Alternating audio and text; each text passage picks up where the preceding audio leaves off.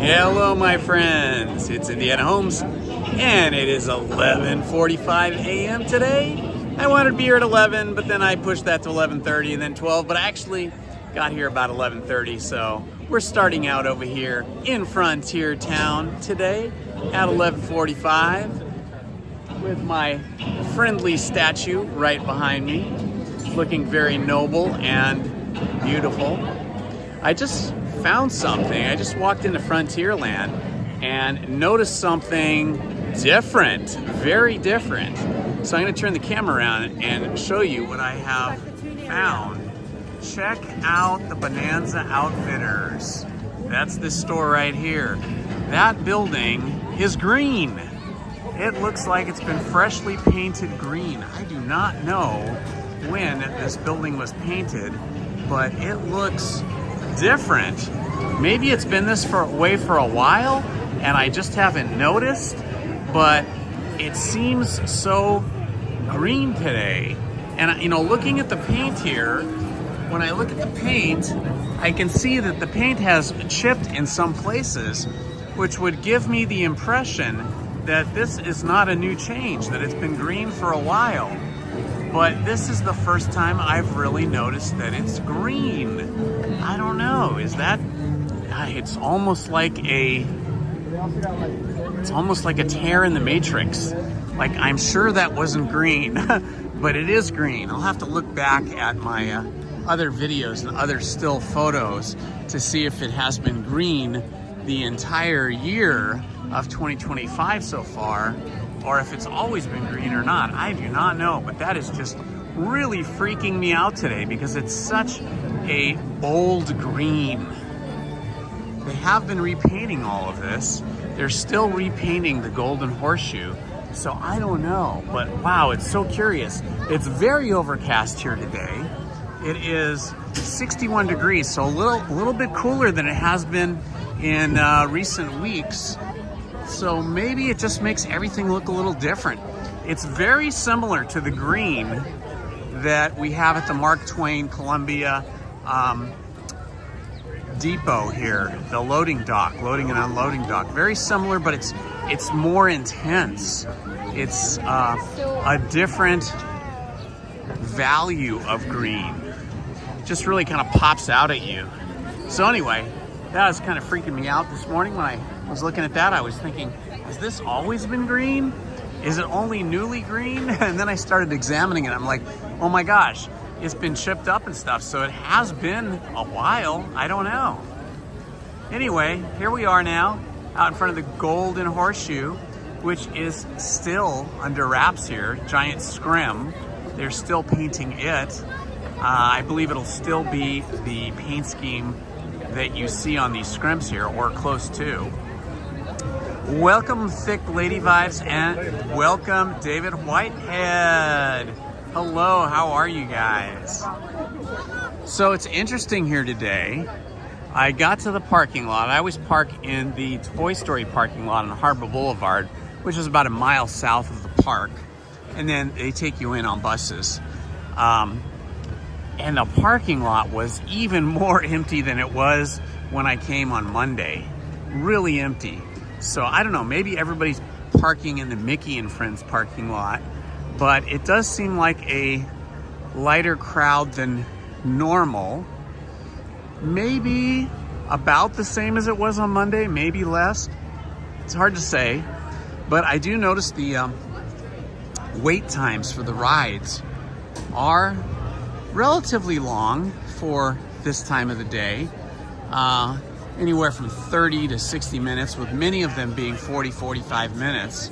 So interesting. I don't know what to think here, but I like this weather. Cooler. I like it when it's sunny too. Monday was fantastic because it was cloudy and sunny, intermittent sun and intermittent thin wispy clouds. Today it's definitely a thick overcast day. Looks like it'll probably stay that way until maybe 2 or 3 o'clock, maybe all day, I don't know. But pleasant day at the park nonetheless. It's always pleasant to be here.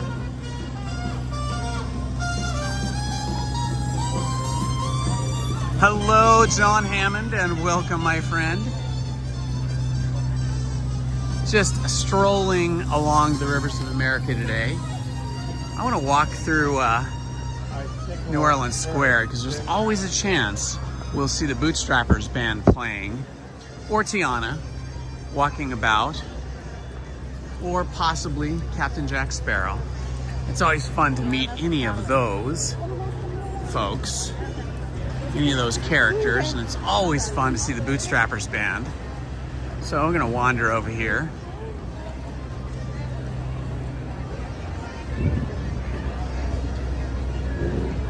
Feels like a different vibe today too, maybe because of the weather. Everybody seems a little bit more chill, a little bit more relaxed.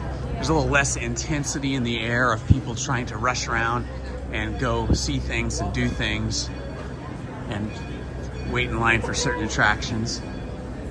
Okay, here we are in New Orleans Square here, walking through.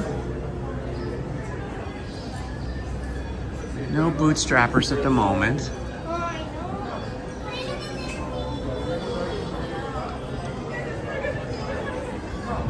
Got security here. People coming out of Pirates of the Caribbean exit. Hi. Hi, how are you guys? How you doing? Hey, what's your YouTube channel called? It's Indiana Holmes. Oh, okay. Got it. Hi, Indiana Holmes.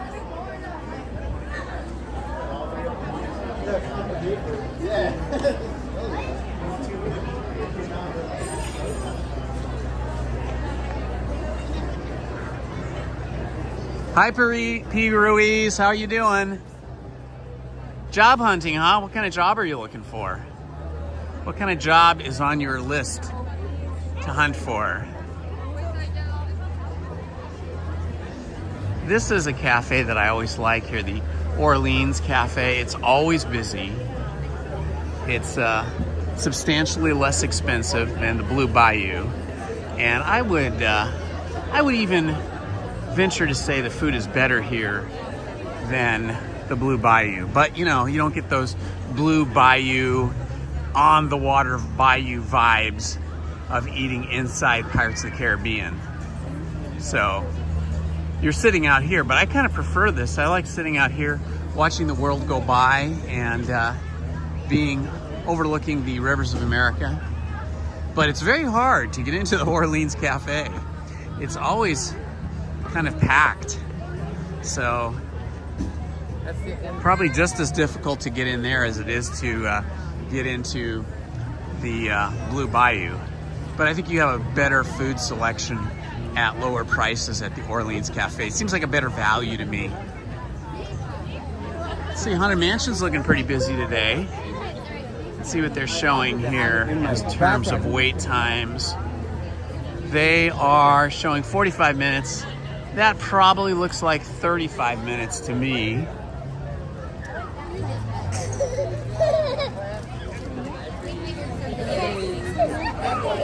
Hello, Top Crash Out. Good to see you, my friend. Welcome. Ooh, Bootstrappers at 12:35. Okay, so in about 35 minutes. Maybe we can get the Winnie the Pooh ride in and then head back there. Thank you for checking on that for me. My other phone that I usually use to check wait times, I forgot to charge it, so it's sitting in my backpack charging off of a external battery right now, so appreciate the help there.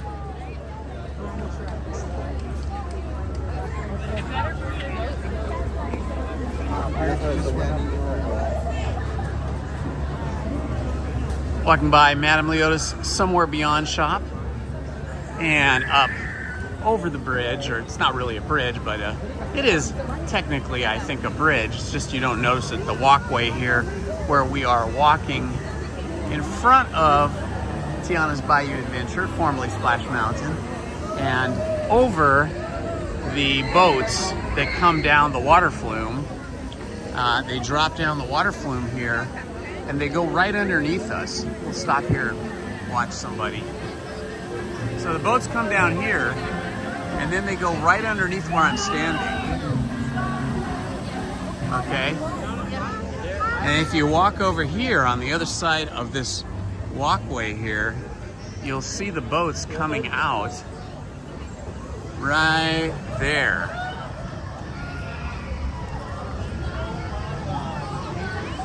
So you see they've gone underneath this walkway and then they come back underneath it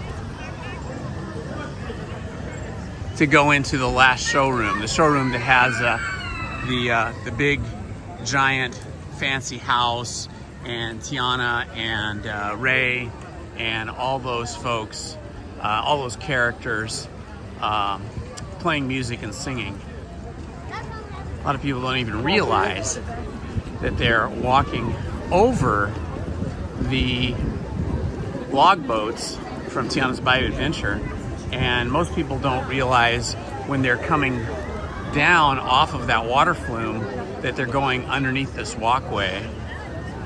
Okay, 45-minute standby time for Tiana's Bayou Adventure. That's pretty typical, especially this time of day.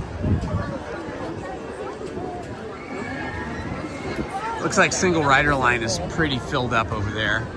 Let's see what the wait time is here for Winnie the Pooh. I can't quite see it. It looks like it says 20 minutes. 20 minutes is great. That's probably one of the shorter times in the entire park.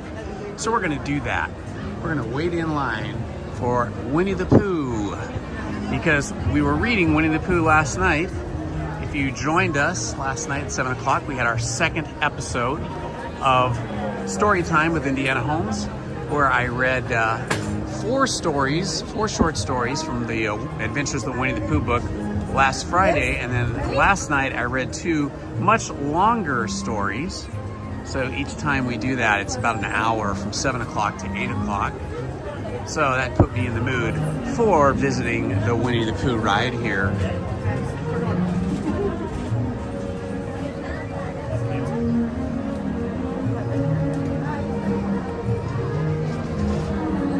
I'm sorry you were laid off. I'm sorry you were laid off, but good luck finding another job. I hope it's one that, I hope you get a job soon and one that you like. The Blue Bayou looks really cool, but I've eaten there several times over the years, especially when Lizzie was an animator at Disney, because we'd get to go there and we would get a huge discount. I think it was like 30% off or something. And we got to go on like special nights, like company nights, where the park was closed except to Disney employees. So it was much easier to get a reservation. We'd go with friends that she worked with. But I gotta be honest, I've never really been impressed with the food there. For the prices they charge at the Blue Bayou, you're really paying for the environment, for the experience of eating inside the Pirates of the Caribbean ride complex. But the food for me does not match the price.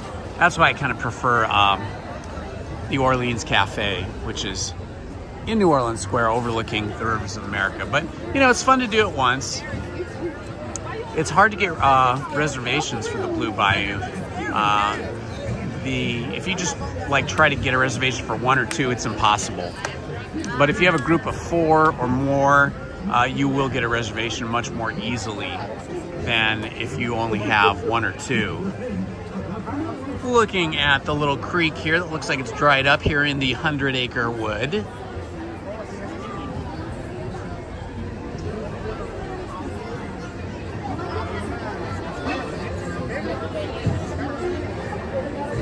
Top Crash Out, good to see you.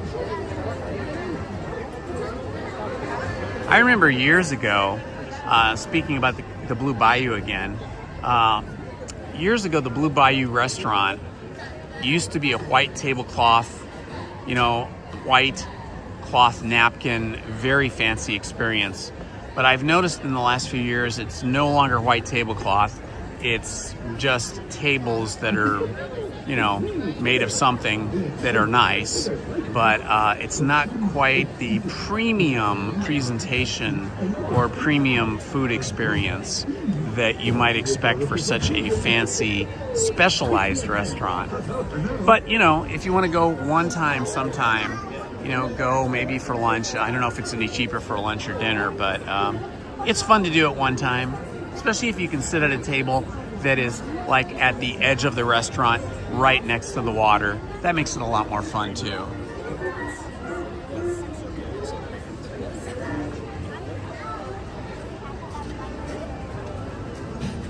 Yeah, I just really prefer the Orleans Cafe, and I do for like kind of a faster food experience where you're not being served, but you're just kind of going through cafeteria style. I think Tiana's Palace is a good value, and they have super yummy, super good food there.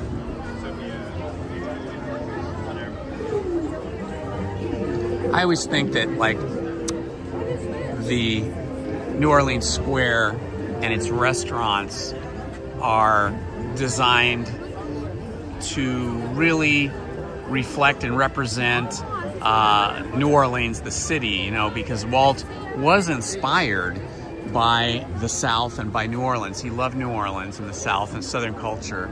And so, you know, it should reflect that in every way possible. And I think architecturally it absolutely does.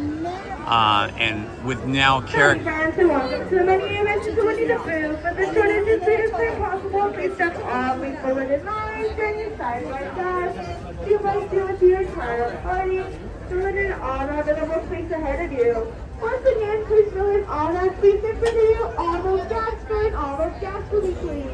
And as a further reminder, all food drinks must be finished and put away before boarding their vehicles. Please get there, talk out for now.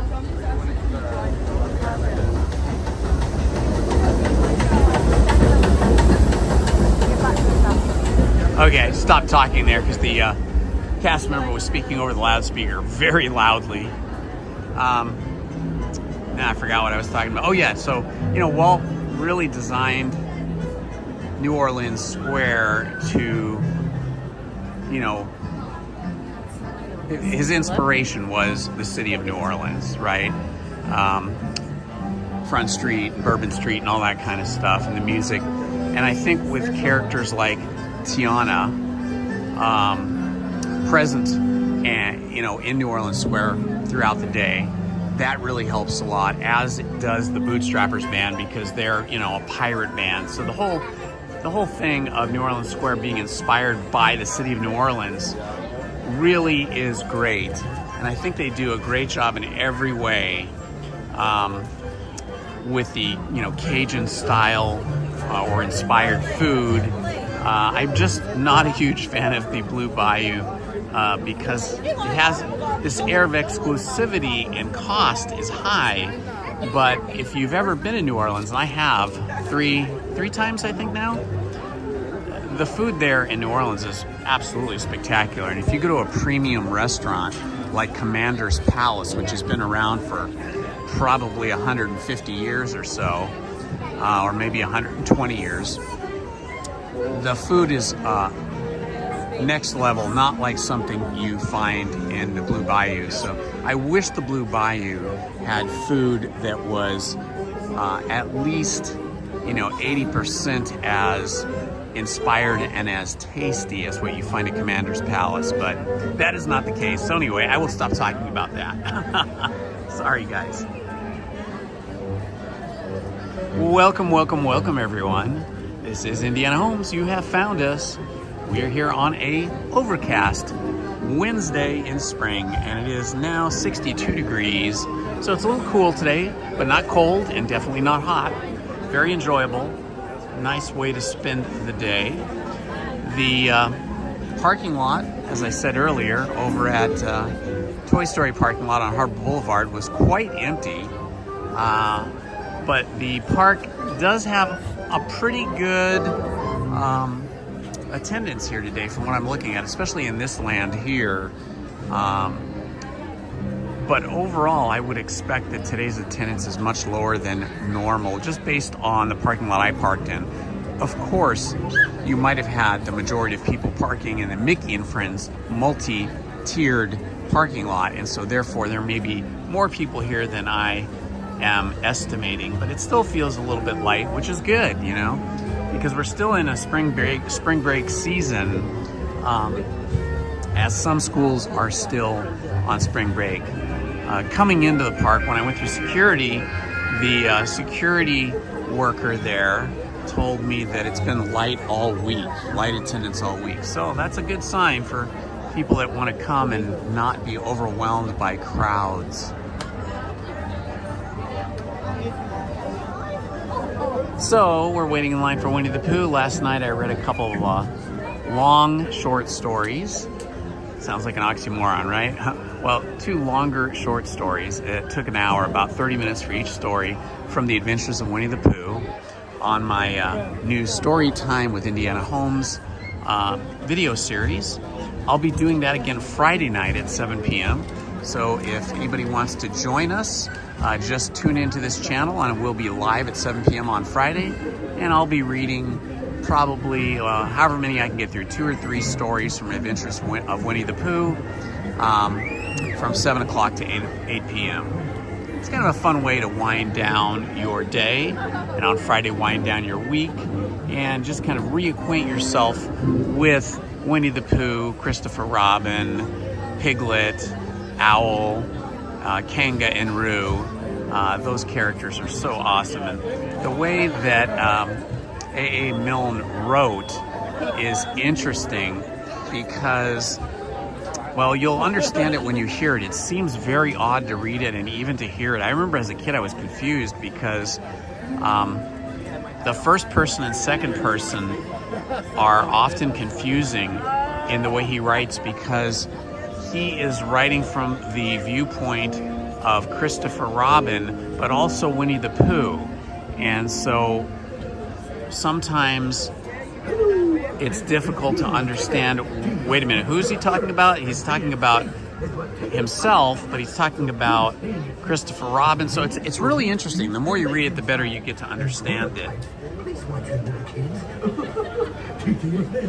But it's just fun to hear spoken out loud these stories, and kind of brings you into the mind of A.A. Milne as he was writing these stories for his own son. There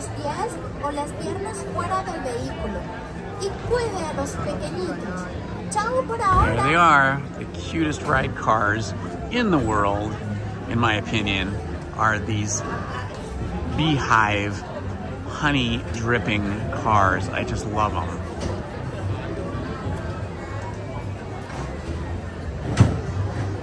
This is not even a 20-minute line. See, this is ride inflation, or I should say wait time inflation. It said it was a 20-minute line. I think by the time we get in the car, it'll be only 10 minutes. With your hands, arms, feet, and legs inside. And grown-ups, please watch your adorable children. Smiles on everybody's faces. Not just the children, but the adults too. Just being in these cars. And the anticipation of going through this Winnie the Pooh experience just brightens everybody's faces. I wonder why the creek is so dry. It's like they've turned the tap off on the water.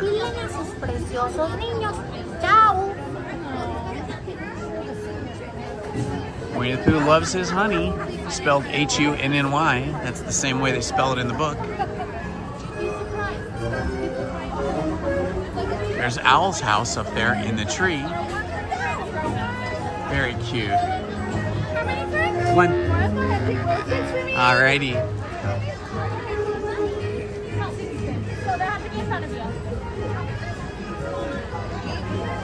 Next, you wait behind the yellow line. Let's see, each of these cars is named. This one is Piglet, the next one is Eeyore. I think we'll probably get in the Eeyore car. That's what it looks like. I think Piglet will... Well, it's hard to say. We might get Piglet. We'll see.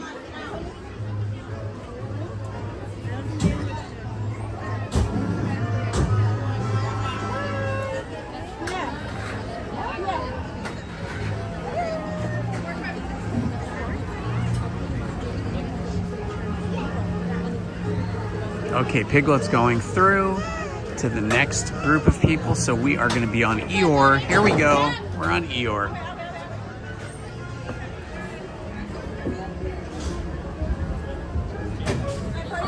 Wait right here, guys. Hold on on your left leg.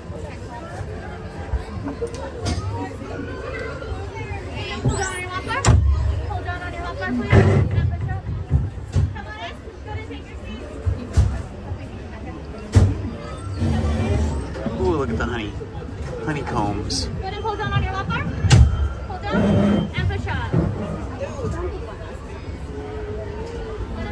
Left arm. Hold down and push it back up. I love the details, like over here in the sign, it's all being held up by a tree.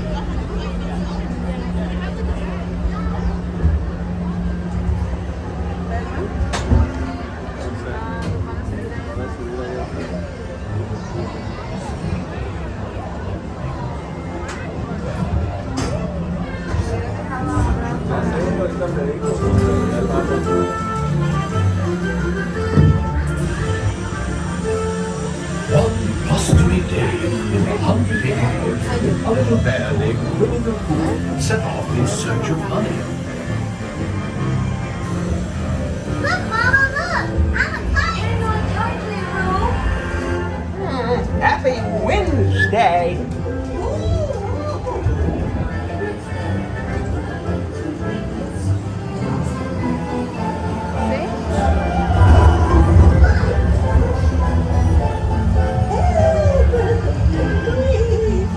Well, a young piglet.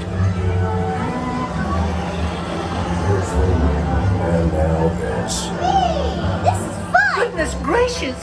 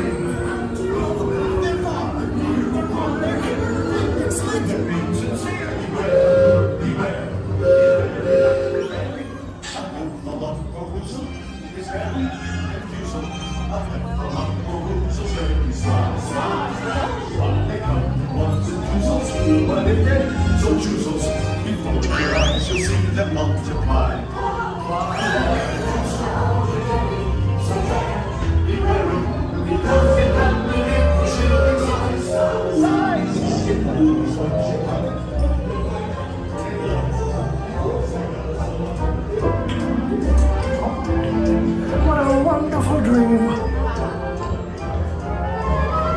Wake up, Pooh. Wake up. Wake up, Pooh.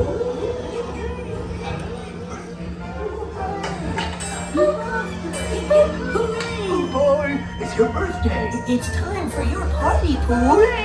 Happy birthday! Hooray!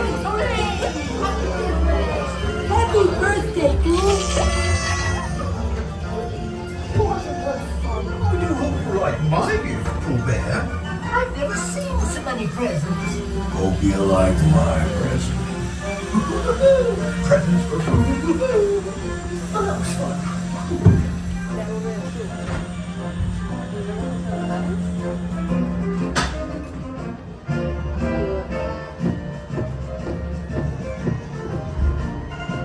I'm sure you'll find my present.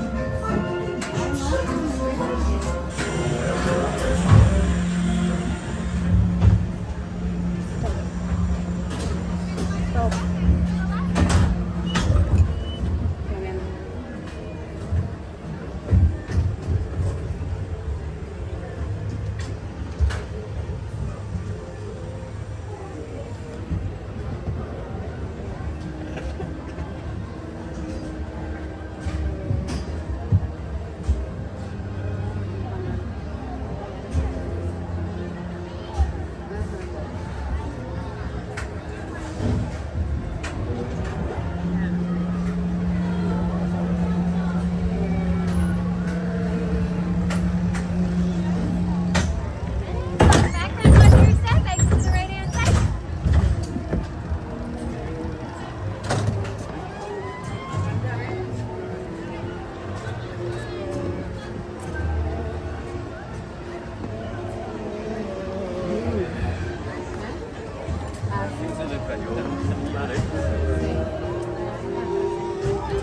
Hello, Colin Cropley. Yes, I know it's sad. Wink Martindale has passed on. He was a fun guy.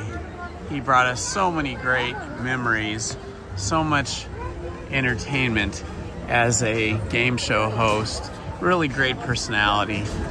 82 seems a little bit young.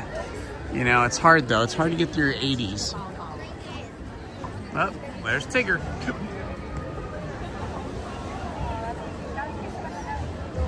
It's Tigger. Oh, look how sweet is that. You have to be a good hugger if you're a Tigger cast member. Oh, that is the sweetest little hug. Aww.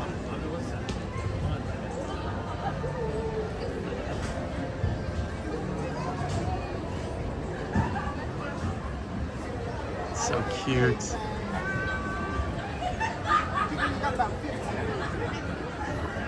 Okay, friends, come on over, say hello. How fun.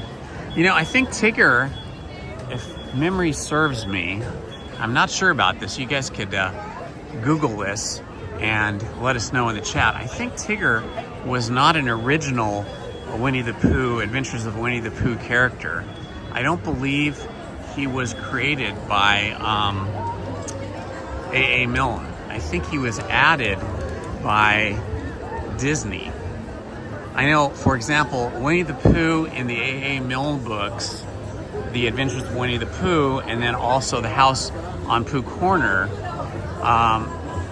Winnie the Pooh did not wear a red shirt.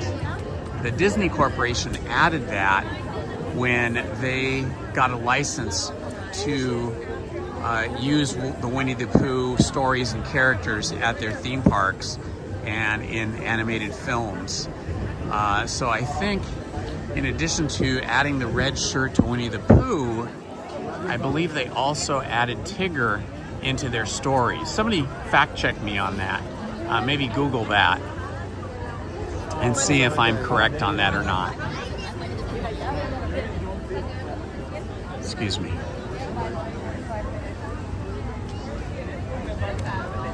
Hungry Bear Barbecue Jamboree. Now they got some good food there. I do enjoy the food at Hungry Bear Barbecue Jamboree more than I liked the food that was there before it became a barbecue restaurant.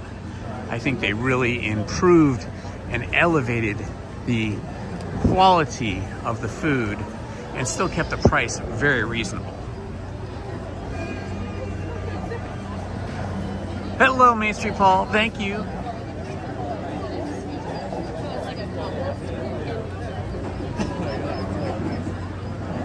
Thank you, Hurley Girl.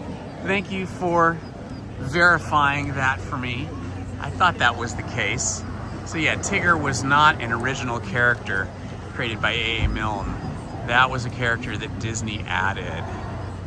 There goes the Mark Twain. Now, the Mark Twain floating around, traveling around the rivers of America, that really does give you a Southern culture feel, because you don't find those paddle boats much anywhere else in the country other than the Mississippi River and then down around New Orleans and the Gulf Coast. And of course, you know, those are 19th century boats. First came into existence and use in the US during the 1800s. So you don't even find many of them now, except of course for tourism. But it really does give you the feel, gives you the vibes of the South at that time. All right, we are walking under the railroad bridge up into Galaxy's Edge.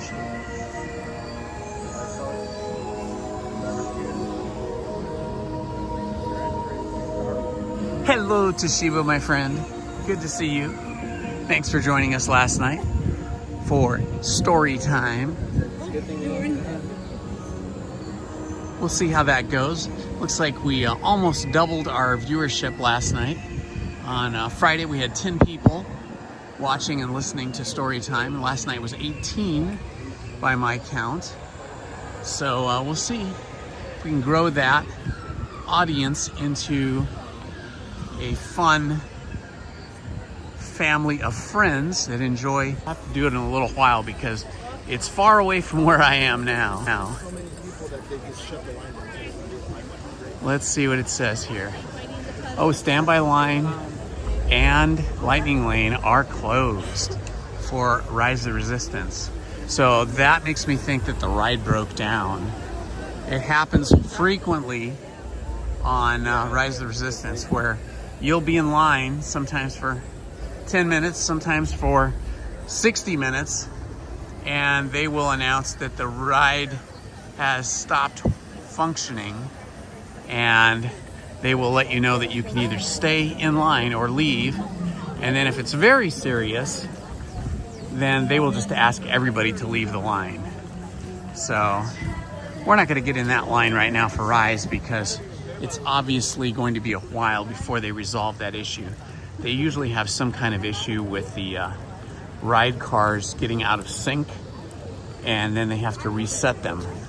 And they have to, from what I understand, they have to run the cars through without passengers 1 or 2 times all the way through to make sure that everything is reset. So we're gonna hold off on that. I was thinking of going on Rise, that's why I walked up here, but in as much as they're not letting anybody in the queue right now that isn't already in the queue, that tells me that the issue they have is probably going to take a little bit of time, but more than a little bit probably.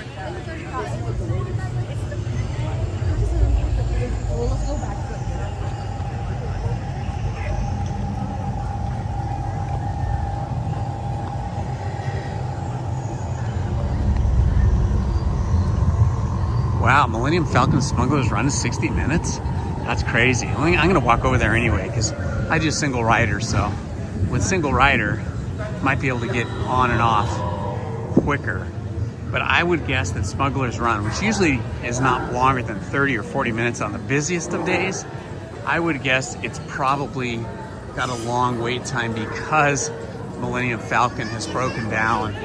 Probably broke down some time ago maybe, and maybe people just said, oh, let's go over to Smuggler's Run instead.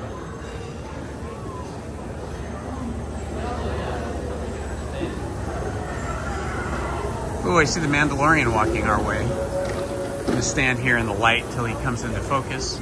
He's coming straight at us. There he is. It's always good to see the Mandalorian. He's talking with a little girl right now. Have you trained or handled a rancor before? Well, the next time you're in Los Espa, perhaps we'll let you meet ours. From a safe distance, of course. I've enjoyed our time. Safe travels. Can I get a picture? As you wish. Forward, please. I like his gear. And he's got a pretty sizable weapon on his belt there, his sidearm, and an interesting looking jetpack. Fun to see all of the Mandalorian uniform elements up close. He's got some kind of a wrist rocket looking thing on his left arm.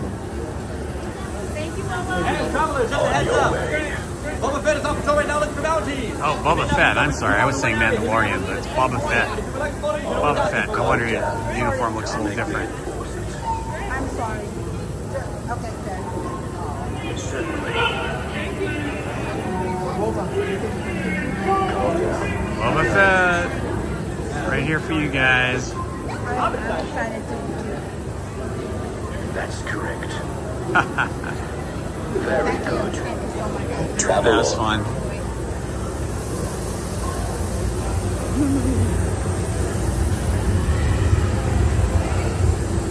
Rancho Roaster smells pretty good today. I wonder what they're roasting. It's usually always the same thing, but I think they changed something recently. Let's see what they have. They have the Rancho Wrap. Okay, they always have that. Grilled pork sausage, peppercorn sauce, tangy slaw, and the garden wrap. Yeah, Rancho Wrap looks good.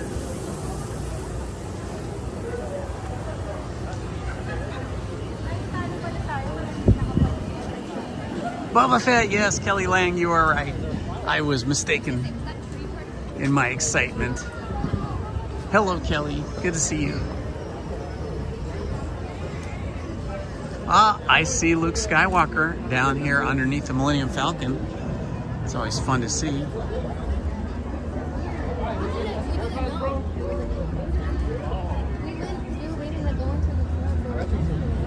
See if we can get over to Luke before he exits. He's engaging with people and talking with them. It's always fun. Haha! There he is. Oh, now he's walking away. We're getting here a little bit late. There he is. There's no line, but he's just kind of talking to people. Okay, we just kind of caught the tail end of that, but that's okay. When he leaves, that usually means Rey and Chewbacca will come out.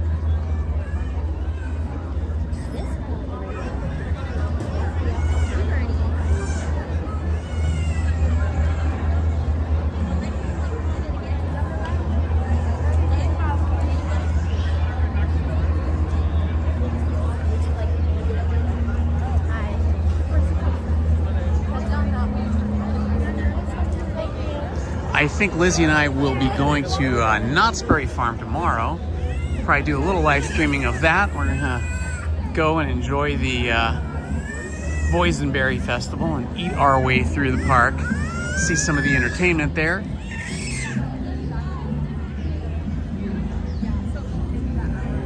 I can hear the tunes coming from Aga's Cantina.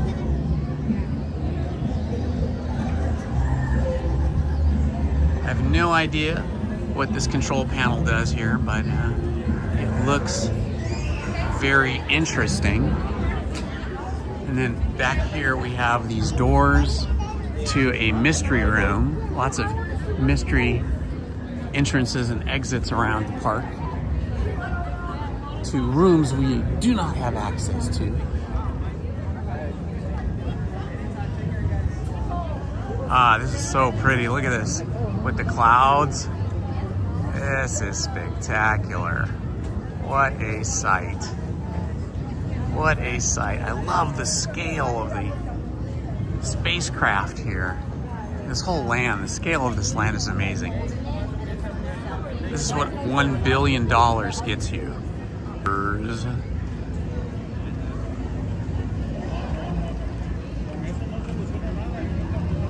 30 days. Oh, Main Street Paul, thank you.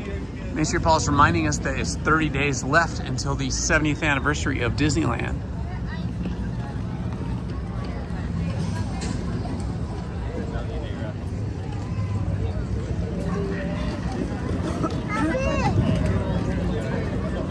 I think I have a reservation for May 17th. So hopefully that's the first day they start having some of the special entertainment for the celebration.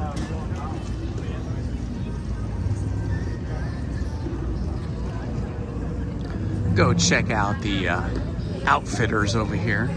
Shop to outfit yourself with Stormtrooper and First Order Empire clothing. There's a definite lack of Resistance costumes here.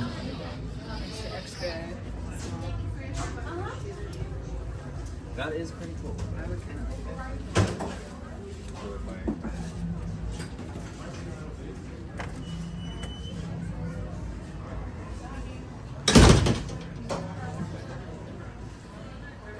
Be very committed to Star Wars to buy one of these helmets and then actually wear it around. I don't think they'll actually let you wear it in the park though. I believe the clothing rules state that you can't have your face covered. It can be painted. You can have things on your head and you can have glasses and stuff, but I don't think you can cover your head completely with one of these helmets and walk around. Oh wow, this is a great illustration of Darth Vader here. It's hard to get a good angle on it because it's covered in plastic. There we go. Maybe you can see that. Wow, that's super cool. I don't know how much these are. So cool. Oh, and special pins. These are neat. If you're a hardcore Star Wars fan, these are some good pins. It's too big. I don't see any sizes on these, but they look nice. I like the backpack. The backpack is great. Oh, check this out. Binders. That's neat. Ooh, another really cool looking illustration.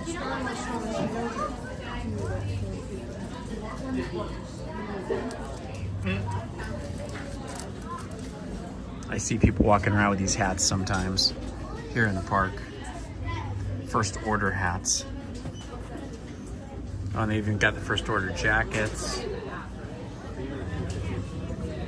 Little miniature, tiny Darth Vader costumes and Stormtrooper costumes for kids. What's that? I believe kids are allowed to have things covering their faces and their heads, like helmets and stuff. I think kids can be in full costumes, just adults can't have their faces obscured from identification. What? Well, you get a lot of order.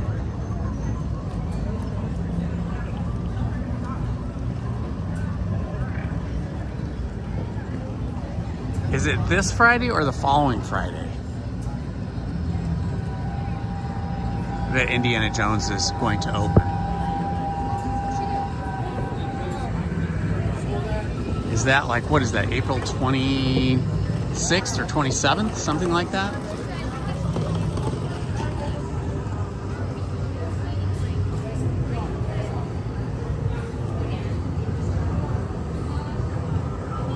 I know I have a reservation in April. Well, multiple reservations, of course, but I think I have one on the 26th or the 27th. I'm not sure. I think I had trouble getting a reservation for the Friday, so I might be going the very next day, which is Saturday.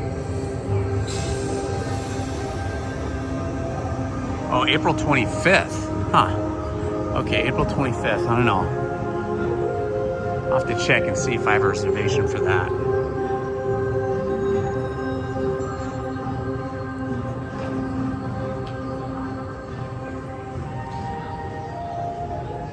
If I do have a reservation for it, I will definitely rope drop it. See if they've made any significant improvements, changes, repairs. It's been closed for a while, so hopefully they've done some cool stuff. Let's see.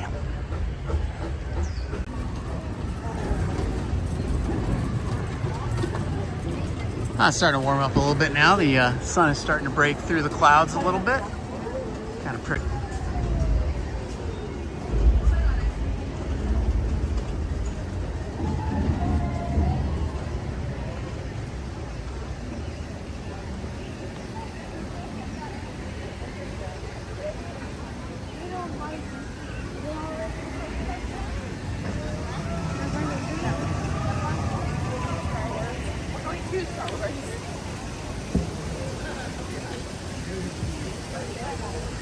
See if we see any ducks or geese over here in the sort of still pond. Nah, it looks a little open there. Weird. Yeah. Hopefully that was on purpose and not some guest playing a prank. That would be awful. Because you don't want to introduce any kind of harmful substance into the environment or the waters here with our happy geese and ducks and other wildlife that inhabit the park. At Columbia on Monday, that was a lot of fun. Yo ho, yo ho. All right, let's see what the wait time. I bet the wait time is going to say something like 45 minutes here.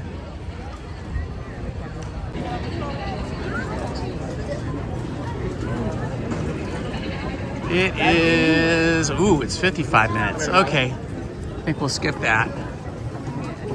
55 minutes is just a little longer than I would like to wait. Or are they departing?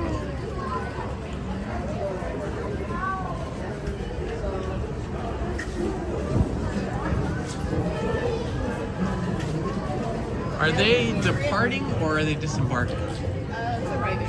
It's arriving. Okay, cool. So we can get on this.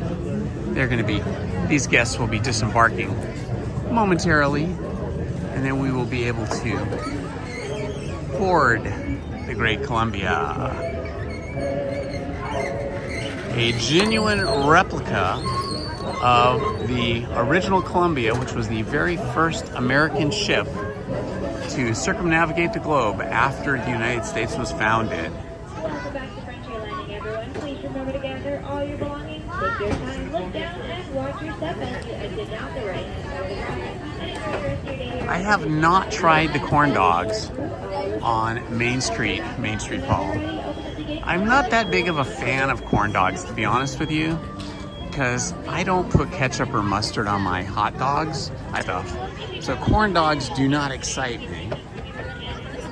But I do like those hot dogs over at the award-winning wieners over at Disney California Adventure on Hollywood Boulevard over there. Because, you know, it's a deep fried thing, and most restaurants anywhere in the U.S.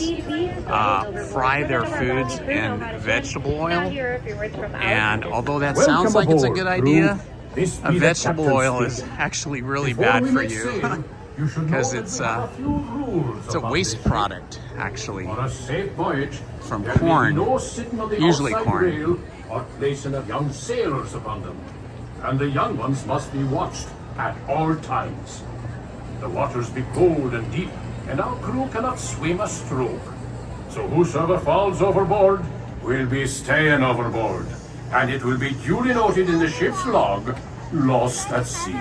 Lost at sea. Since this is a fine wooden ship, you may not smoke or be starting any on-deck fires. No, that would be The only bad. fire permitted on board is in the galley, under the watchful eye of the cook. Atención marineros, para que tengan un viaje seguro, no se sienten ni sienten a sus hijos en las barandillas exteriores. Asegúrense de vigilar a sus hijos y absténganse de fumar. Gracias.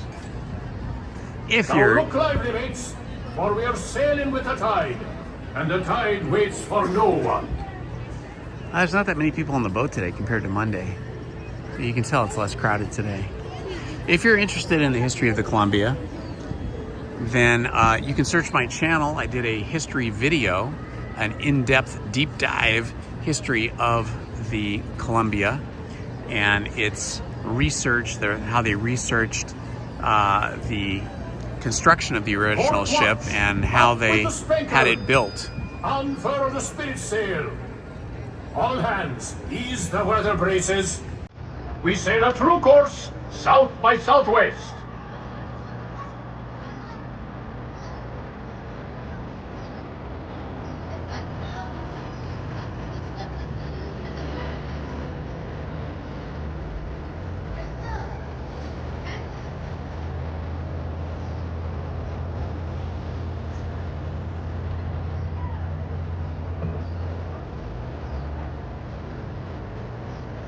The real cannon is right here.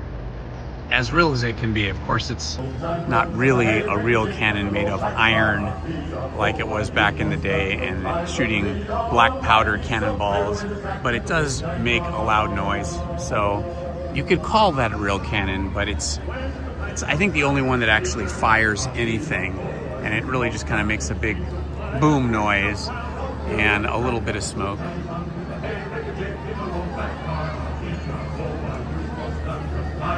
So that would be... Oh, thank you, Main Street Paul. Main Street Paul just dropped the link to... Voyage is the proud sailing ship Columbia. 25-minute wait for... it says a 25-minute wait for Pirates of the Caribbean. That's not bad at all. And three-masted merchant ship. It was back in 1787 that she first... It's fun to see New Orleans Square from this point of view. I think we just missed the bootstrappers. Hawaii and China. In the 3 years it took us to make that journey, Columbia was more than just a ship to us. She was our life and our home. Forward amidships is the main hatchway leading below decks, where you may see how we lived and worked on the high seas. The galley, captain and crew's quarters are open for your We'll go down into the For the rest of you, galley and the captain's quarters and the ship's bunks and the kitchen and stuff a little bit later, just before we come back into port. But we're just going to enjoy the view from here for now.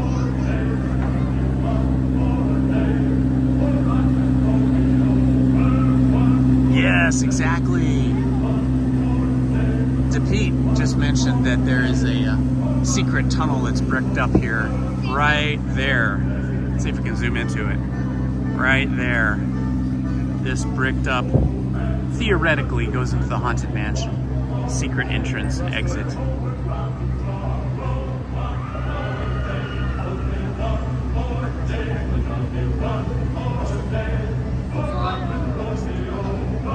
This is the port, or the place they dock the Columbia, right next to Fowler's Inn. You can get good crab sandwiches there, or lobster rolls actually, and clam chowder bowls made out of bread.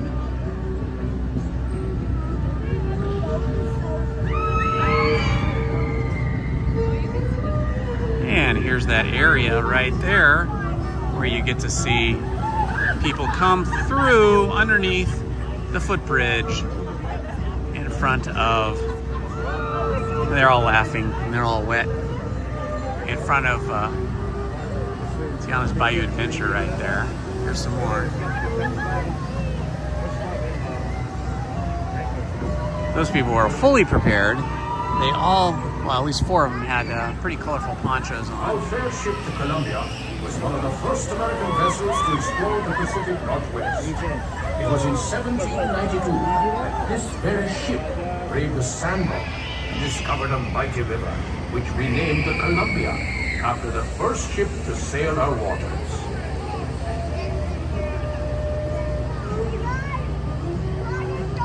Chowder, yes, they have chowder. Yummy clam chowder, actually. Off the rock, please. Off the rock. Thank you. Stay on that trail. Yeah. Thank you.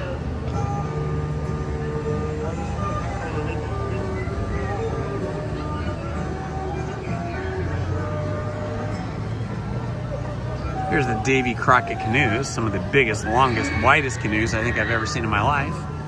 Every once in a while on a nice warm day, I will definitely take a trip on, paddle my way through the rivers of America on the Davy Crockett canoes.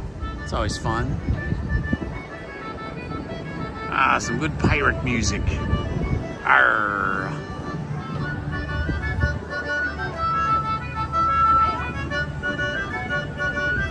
This would be what the sailors would be looking at as they sailed around. They could look back into their boat there and see everybody working. And you'd have people up here in the crow's nest at the very top, and these various masts here working the sails.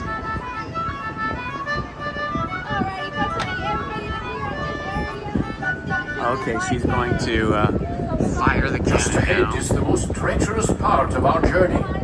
That island off the starboard side often hides the scourge of the seas. Bloodthirsty pirates. They sometimes lie in wait to attack a passing ship such as ours. Okay, so and she's steal charging its it bounty. with probably a little Bowman, blast cap and or the something. starboard forecastle Like a cannon and cap gun, prepare to only fire much a warning larger. shot. So as any curious pirates hide near the shore will know we are well armed. Those of you round the cannon best be stepping back, way back. For the cannon she be a mite loud, and the gunner's aim be a mite poor. Be ready to fire one! Alright, let's hope this fires, folks. But if it does fire, I recommend covering those ears because it can still get pretty loud. Fire one! There you Now, go, that little should black put powder some fear cap. in 'em. Looks like we're safe for now. Very fun. But I ask all crew and passengers to keep a weather eye out. We don't want the Jolly Roger flying above this fine ship.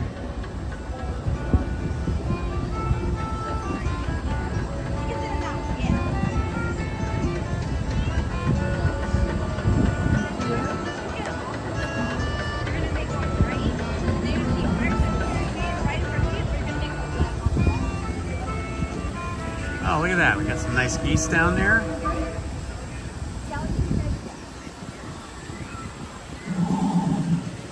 When we travel this far upriver, our ship often draws the attention of the local tribes. Look there. The chief has given us a sign of peace, which means we will be granted safe passage.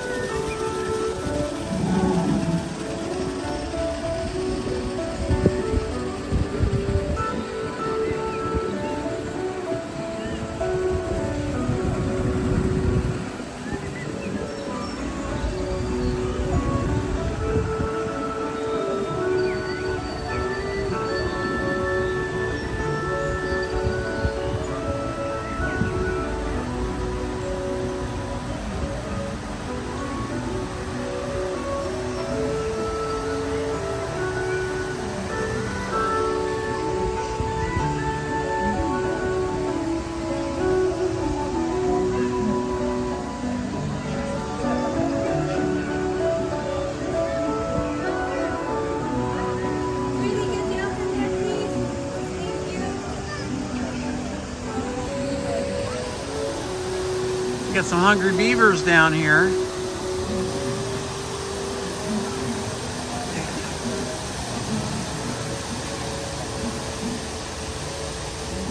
Hello, Aurora. Good to see you, my friend. Welcome.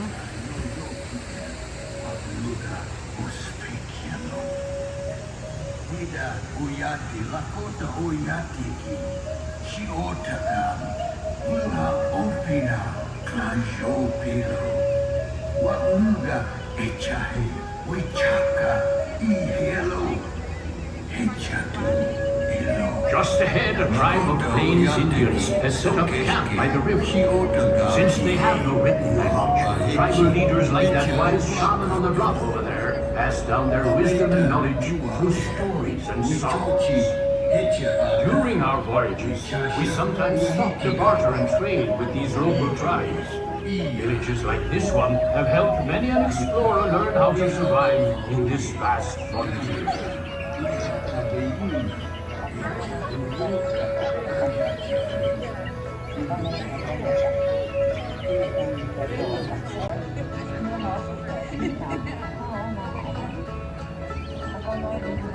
All right, let's head down into the hold. Check out the interior under the deck, where the men would sleep and the cook would cook. Well, crew, 'tis time we be setting where they sail for stored a home. lot of their Hold taut the flying tools ship. Brace for a and start on weapons. deck. Cook and helpers stand by the pots. Here you can see some of their long rifles, black powder muskets. Quarters below decks to see how sailors of the 1790s lived and worked while on the high seas. This was a Lower decks will be closed little in private on the cabin end. here for one Those of person, you probably remaining the on first deck, mate. Keep a close eye on the riverbanks, where you may be able to see moose, elk, and other It's another wild- private cabin for 2 people. This one holds 2 people. This is one person, and this is quite fancy, so this is probably somebody of significant rank. A small little kitchen utensil storing area. And then of course the captain's quarters are the biggest and most elaborate, having 2 beds and a fire pot right here hanging, and a table, a little couch, 2 very large windows looking out the back of the boat, telescope, sextant over here for navigation. Looks like he's eating some crab there. Little wash basin up there.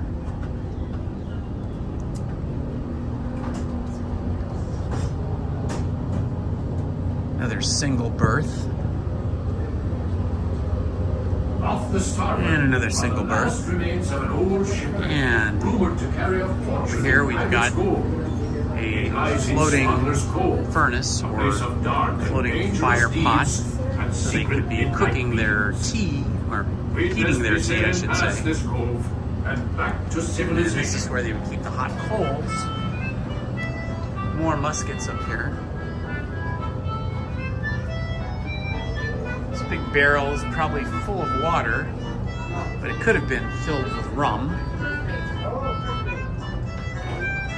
And here they would have skins from traders. And more here, they would have a hold that goes down below this deck where they would fill it with more goods for trading, whether it be furs or other types of tools, other types of things for trade, maybe additional sails. They might store their sails down there until they need them. If they were in port, they might not have their sails up. And then all of these bumpers here for when they come into port. Got some very large nails here and hammers. And then this is the workroom over here. And then over here is a bit of the kitchen. You can see there's a brick stove built here into the boat. You can see some of the hot coals down there for the pot. Fish head stew. Pots and pans over in here. And then these bunks here are probably the sailors that had the lowest rank, because they are up at the front, which is where you don't want to be.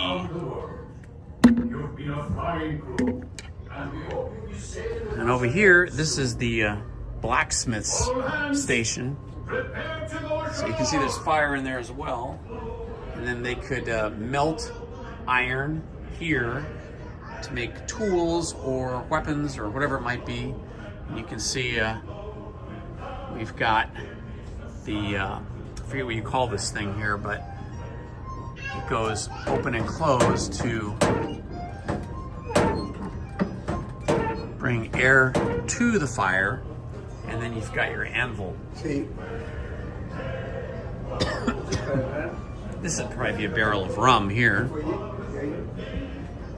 Got a nice cutting board over here. It's a whole chopping butcher block. Copper pots. Very fun. Very authentic, very cool.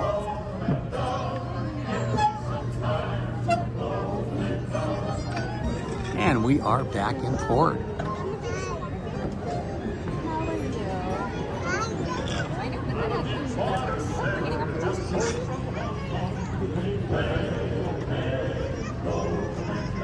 Bellows, yes, that's what they're called.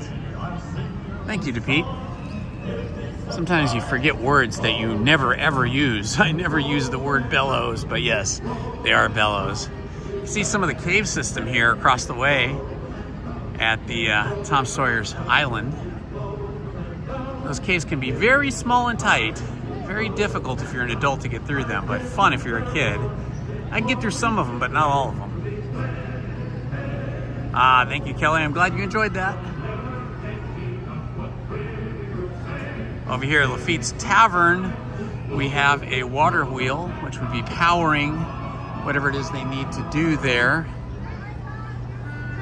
And just looking over the starboard side of the boat here, we get a nice view of New Orleans Square.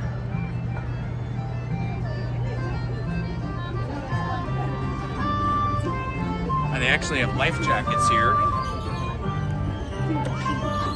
They actually do have life jackets, check it out.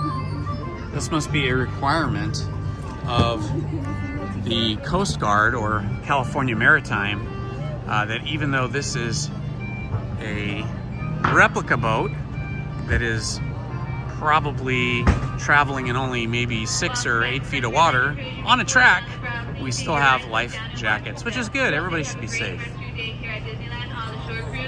A little claustrophobic for sure. You couldn't follow me out. I feel that. I know what you mean.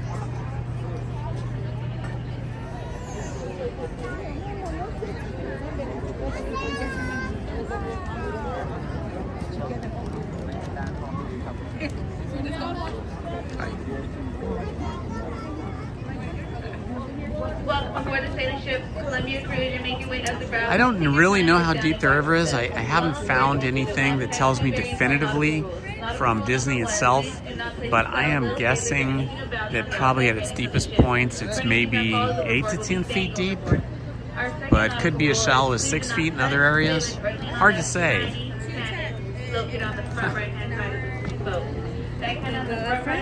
Somebody's probably posted it online. Somebody probably found out.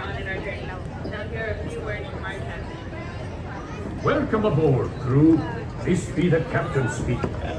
Before we make sail, Maybe we can ask a cast member and see if she knows. On this ship. For a safe voyage, there may be no sitting on the outside rail or placing of young sailors among them.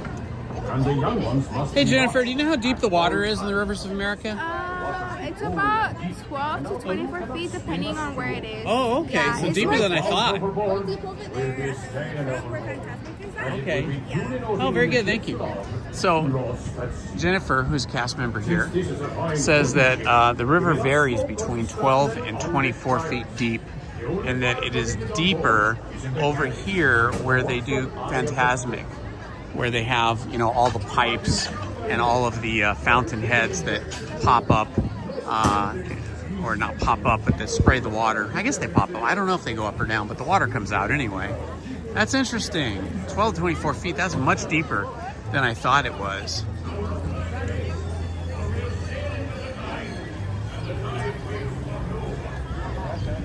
Let's see if they've changed the menu at all over here at the Stage Door Cafe. They change it from time to time. Sometimes it's really good and yummy, and sometimes it's not of interest to me. We'll see what they have here today. I noticed more food carts up along the top of Main Street near the castle. Funnel cake, chicken tenders, hand-dipped corn dogs, Caesar salad. Yeah, nothing that excites me. That's kind of like McDonald's and carnival food for me.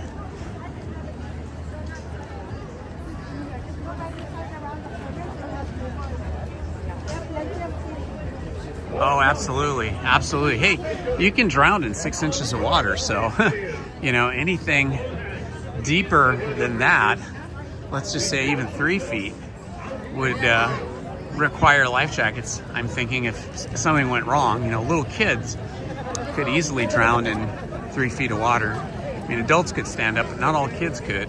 Especially, you know, if you're in a panic mode, you might not know to stand up if you're a child. So having a flotation device that rights you and keeps you face up, very important, very valuable.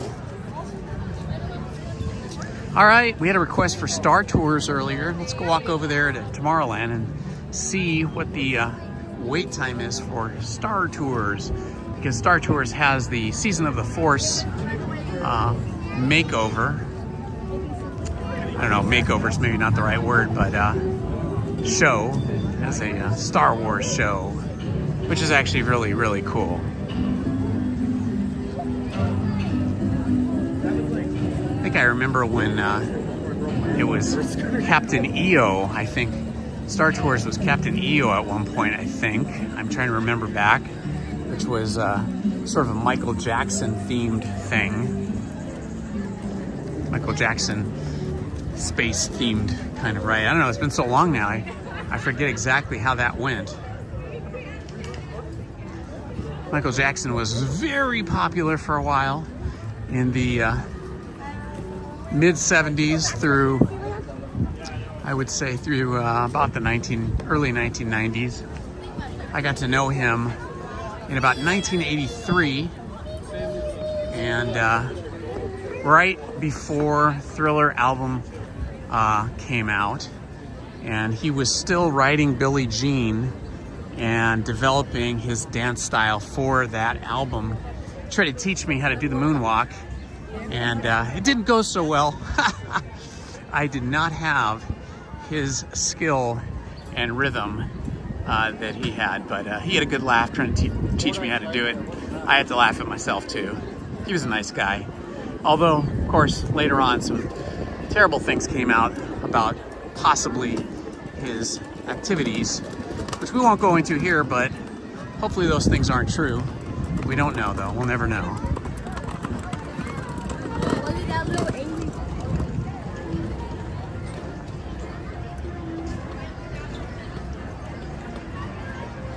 Ah, congratulations, Lancer D. Spring break starting today. Ah, it was the theater. That's what it was.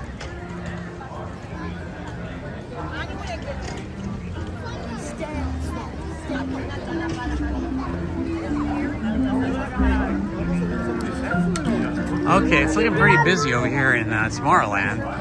Wow, a lot of people over here. A lot of people want to go to Tomorrowland. Probably because of Season of the Force and celebration of Star Wars anniversary.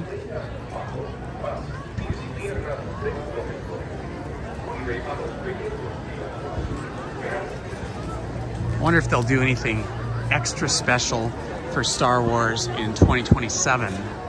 As much as the original Star Wars, A New Hope, as they call it now, came out in 1977. So in 2027 would be a big anniversary. Okay, it says 35 minutes.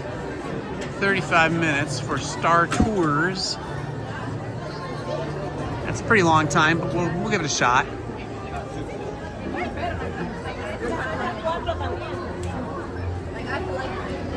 Haven't been on a ride today, so other than the Columbia, so why not go in here and give this a shot.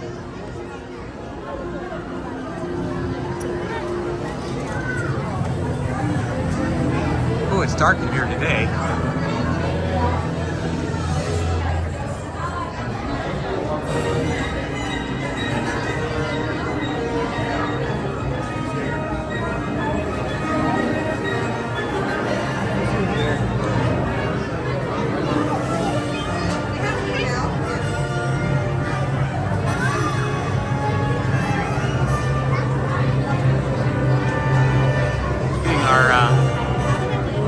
Star Wars vibes here.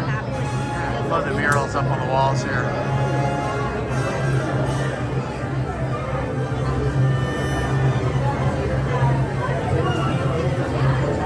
Welcome, welcome, welcome everyone.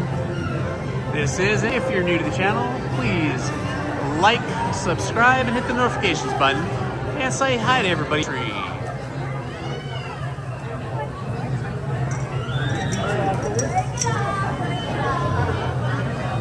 I wonder if there is a single rider option for this ride. Hey, can somebody, Main Street Paul or somebody check and see if there's a single rider option for this? I don't remember if there is or not. I think Ace told me once that there was, but I forgot now.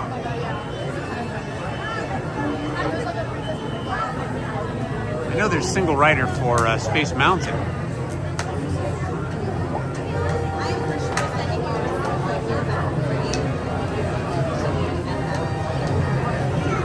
Yeah, this room is usually really nicely air conditioned, but the air conditioning doesn't appear to be on today, so it's a little warm in this room, warmer than it is outside.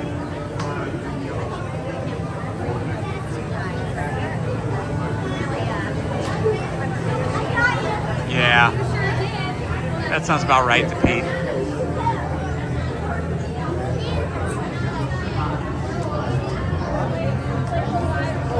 It's like over in Space Mountain, the single rider line is actually at the exit where people come out and you end up on that floor where the photos are and where the bathrooms are, so it's possible.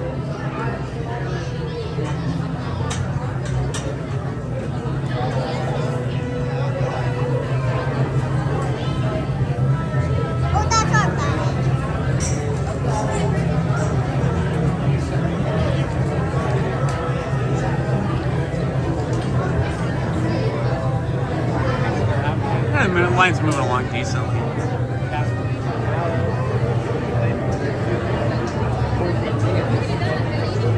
Yeah, they don't mix things up too much. It would be nice if they rotated the movie experience with maybe 3 or 4 different movies, so you never knew which one you were gonna get. That would be awesome.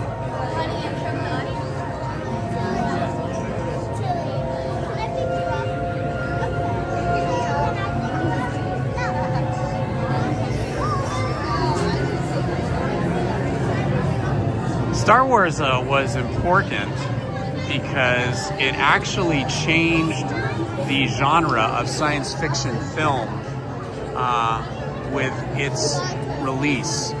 Prior to Star Wars, science fiction was usually centered around stories that dealt with political issues, environmental issues, things like that, that affected humanity in a big way. And so they were sort of, science fiction was sort of a cinematic vehicle for storytelling with regards to humans' existence and humans, let's see, how shall we say it?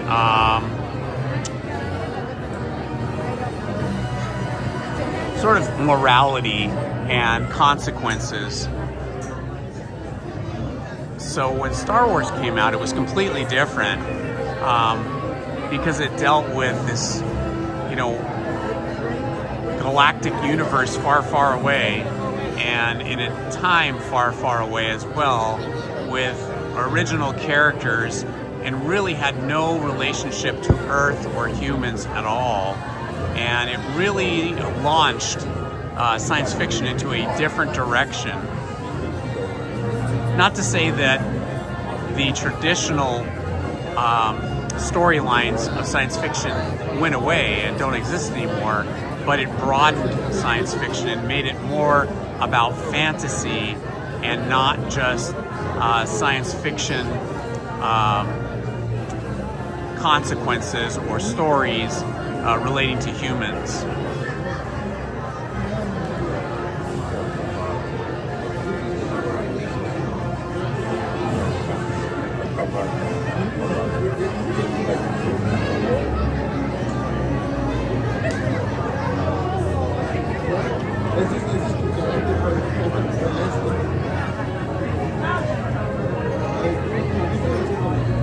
So Kelly says there is a single rider. I wonder if I can get out. Let me see if I can get out this way and try it. Might as well try it, right? This looks like we can exit here. Oh yeah, there's an exit right here. All right, I'm gonna give that a try. We're gonna go through Star Traders and to the exit and see if there's a single rider. Thank you, Kelly, for looking that up or for knowing that and sharing that with us. So we're gonna go into Star Trader and see if we got a single rider entrance over here that's open and active for us.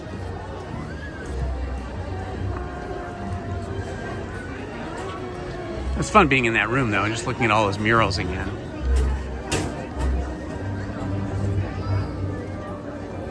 Okay, here we go. We're in Star Trader. We're heading back towards the exit where it says do not enter. So we're gonna find out.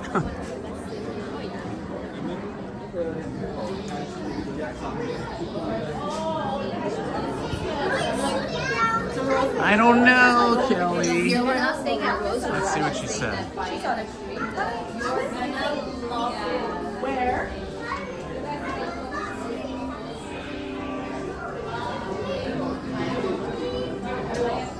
That sounds like what you're describing is the single rider entrance to Hyperspace Mountain. Pirates, we're not doing it. Do you know, excuse me, do you know, is there a single rider entrance for Star Tours? No, I don't believe so. Just for Star Hyperspace Mountain? Yeah, so the single rider entrance is actually for Space Mountain, not Star Tours. So now we know. Okay, well, we'll get back to Star Tours in a little bit. It was worth a try.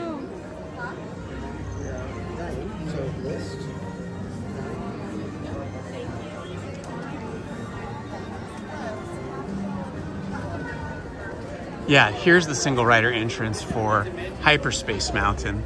Maybe we'll give that a shot.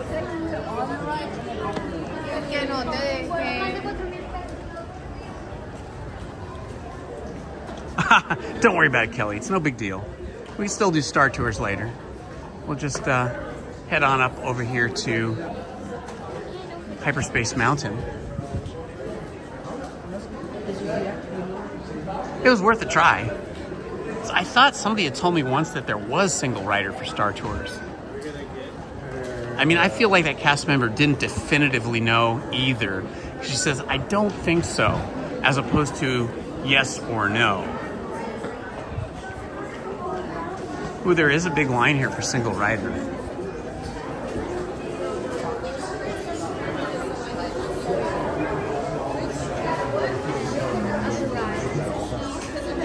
You guys in line for single rider?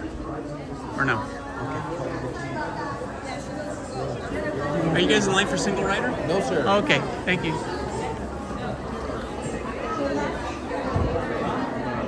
Hi, are you guys in line for single rider? No. Okay, thank you. All right, so far, all those people are just standing around.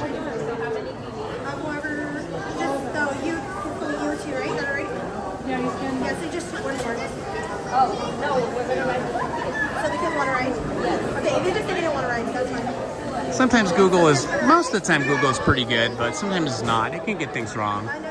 Especially now that they use the AI, because the AI kind of goes out and it culls information and then kind of rebuilds it and gives you an answer. Oh. I'm just looking at it closed, remember? And I scanned your ticket. No, I didn't understand. Oh. No, I gave you a new lightning lane pass because we were closed now. So, you can come later? Yeah. It's already on it. I just scanned it. So, yeah. Is it a ride closed? The ride's closed. Oh, Hyperspace Mountain closed? Yes. Okay, Hyperspace Mountain's closed. Oh well, what are you gonna do? That's just part of the experience. I mean, I guess I would be upset if I was here just for like one day or the weekend, you know, for 2 days if I was from out of town. But, you know, that's the beauty of having the Magic Key and living locally is you just go do something else, that's all. You know, we've all been on Hyperspace Mountain or Space Mountain before, and we'll be on it again, so it's not a big deal if we missed it.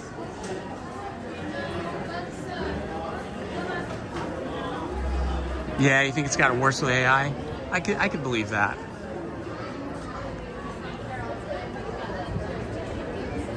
All right, we're gonna walk around towards the Lightning Lane entrance and ask them if they have single rider for Star Tours. This is a learning day for us.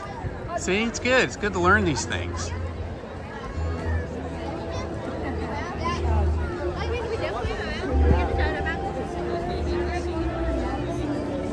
The original Astro Orbiter, although they called it something else, was located there.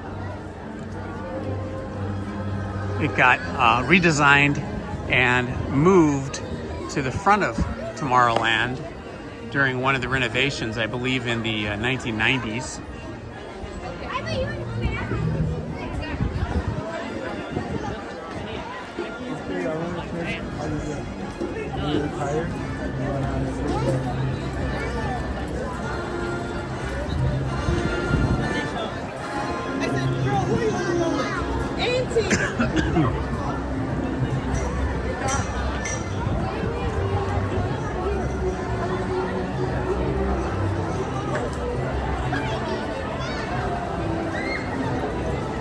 Astro Blaster is at 30 minutes.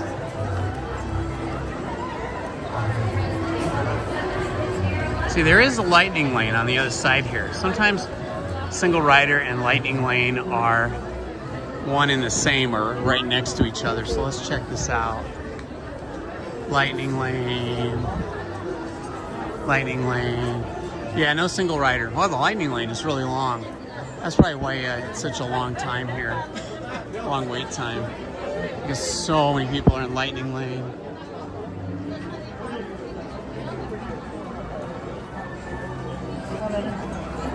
Excuse me, do you know, is there a single rider for Star Tours? No, there is not. Okay, thank you. All right, we got a definitive answer from a cast member working Star Tours who knew that there is definitely not a single rider option for Star Tours.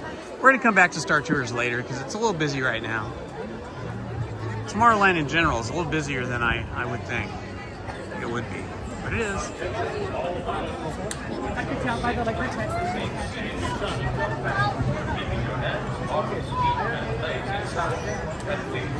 Ooh, that's interesting. That's really interesting to Pete.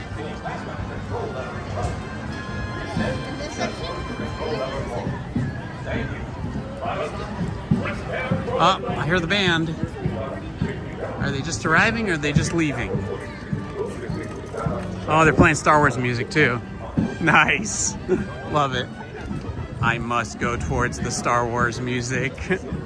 The sound of Star Wars music draws me to them. Like a moth to the flame.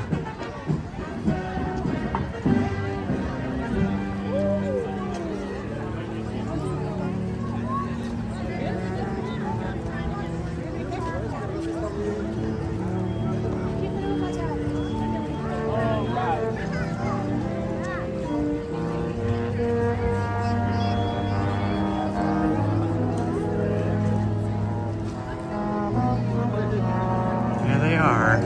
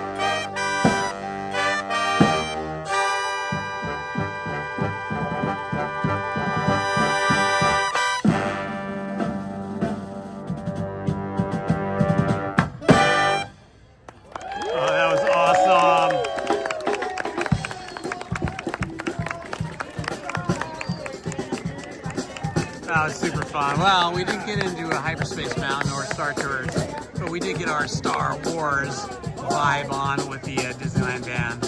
So great. I love the Disneyland band.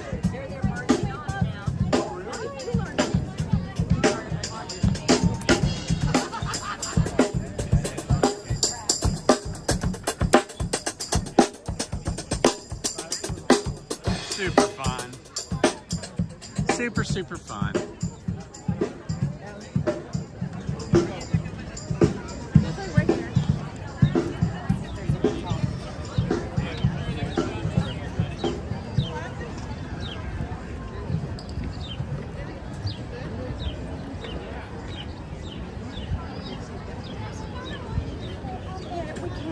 How fun to be a working musician, especially in a big band like that. How cool is that? I need to get back to practicing guitar so I can get better at it. I haven't played in quite a while because I had kind of an injured shoulder that was causing me a lot of pain, but I think it feels a lot better now. I think I can start trying to play again. I am no musician by any stretch of the imagination. I am more of a guitar enthusiast who likes guitar, but who has very little natural talent, very little facility for playing. But I can strum along, get a little enjoyment out of it. Welcome, welcome, welcome, everyone. Indiana Holmes here, reporting for you from Disneyland in Anaheim, California. Walking into Adventureland now. This is probably the smallest land in Disneyland, but it has the coolest ride, or one of the coolest rides in the park. Indiana Jones and the Temple of the Forbidden Eye is currently closed, but should be open at the end of the month. So we're going to be excited to get back on that ride as soon as it opens. I think the last time I rode it, or at least one of the last times, was on Adventureland Day, where thousands of people came to the park dressed as adventurers, as anthropologists. All right, let's see what the time is. It says 30 minutes, so a little bit shorter than the time listed for Star Tours. I'm guessing it'll be significantly less than 30 minutes because the line here looks very empty on the bottom. Probably be like 20 minutes maybe. I like going on Jungle Cruise on an overcast day like today because you can see things better with a camera or a cell phone because of the lower contrast. When you have a high contrast day where it's very sunny and it's like high contrast, bright day, or at night, it's much more difficult to see anything clearly. So this will be good if it stays overcast. I also like the music in this queue. Kershaw, it's got a number 22, Clayton Kershaw, Dodgers jersey on up ahead of me. I'm a huge Dodger fan. I love the Dodgers. I know we are in Anaheim, which is home of the Anaheim Angels of Los Angeles, as they call them now, or the Los Angeles Angels of Anaheim, whatever. They've done some weird thing with the name. But I'm a dyed-in-the-wool Dodger fan because I grew up walking distance from the Dodger Stadium when I was a kid.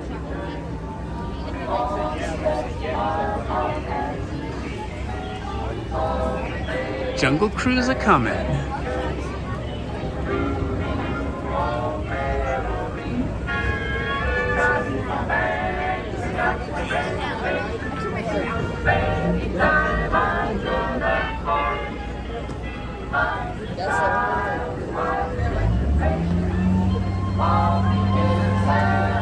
Yeah, we're moving along pretty good here.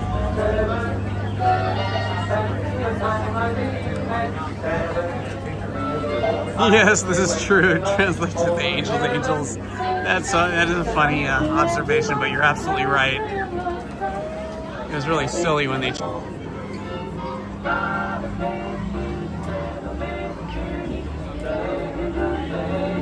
Hello, Ace. Just saw you in the chat there. Welcome, my friend. Hope you had an enjoyable time last evening. I peeked in on you, but I didn't hang out because I was watching something on television with my wife. a new series called Government Cheese, which was pretty fun.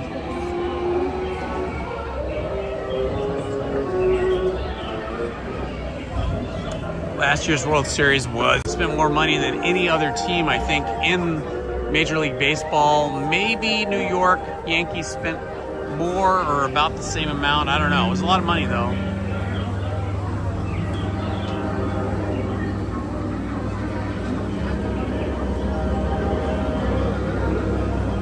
So it's kind of a light day here today, Ace, but we have several ride closures that are making the rides that are open a little bit more impacted. Hyperspace Mountain is closed, and obviously you know Indiana Jones is closed. So therefore Star Tours was a lot busier, but still not bad, 35 minutes. Didn't go on it, We might go on it later.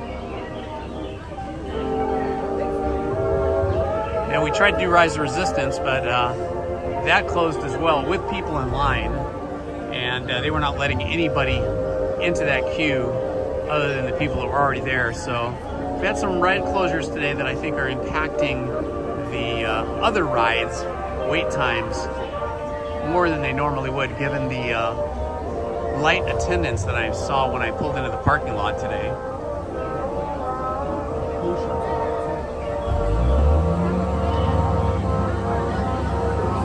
Love this 1930s sort of jazz swing music here.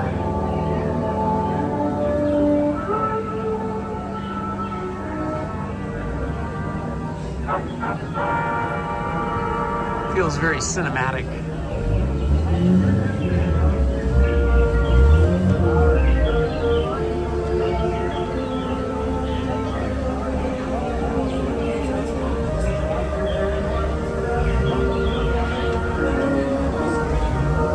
I actually did get to see the Angels play this season. The first game between the first home game for the Dodgers after they came back from playing in Japan for 3 games. The first game they played here at home was against the Angels. That was pretty fun. Dodgers did win.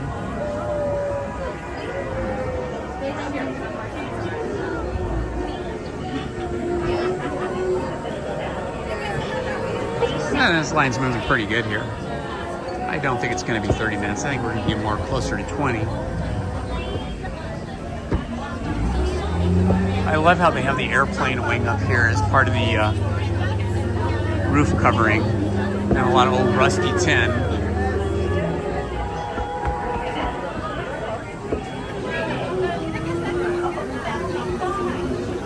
It's a cool map over here of the Jungle Cruise right here in this particular room. Looks like a room that's designed for passengers to select tickets or something. It says boat, arrival, departure, route, comments. Map room for sure. Attention, Jungle Cruise passengers, your attention please. In order to expedite your journey, we kindly ask that you step all the way forward in line. Make sure everybody's luggage is up here. In front of you. When you reach the top and the bottom of the stairs, the line will split into 2 separate lines. Please this is where all your luggage ends up, all your lost luggage. They just stack it up, and you never see it again. Thank you. Your adventure awaits. There's actually a big storage facility, I think in Atlanta or just outside of Atlanta, Georgia.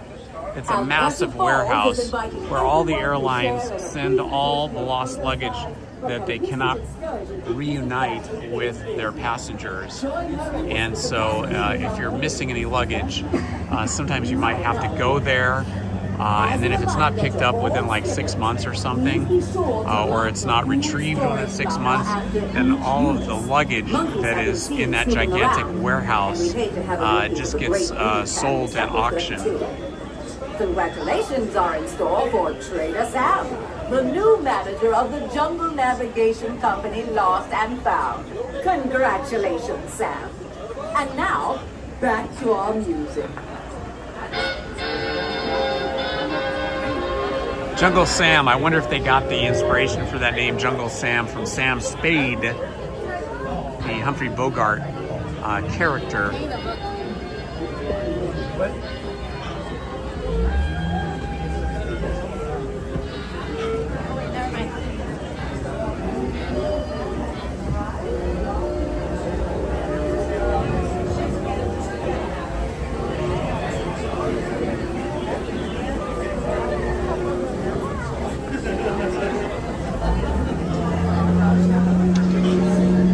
I love this.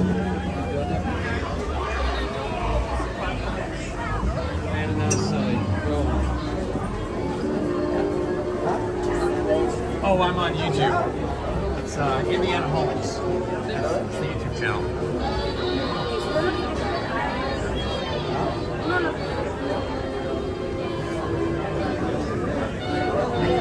Let's see what time we got here. About 1:30. Hope you guys are all having a good day. Probably just finishing lunch or snacking or something.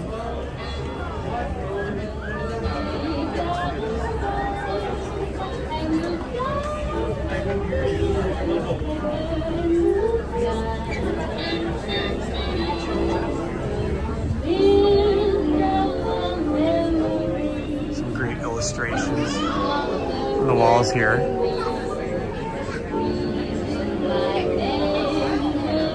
I always like all these framed insects over here, are always really fascinating to me.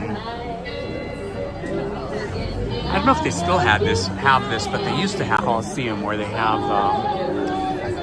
the Challenger rocket, I think it is, or one of those space rockets, and where they have the dioramas with the woolly mammoths and things like that.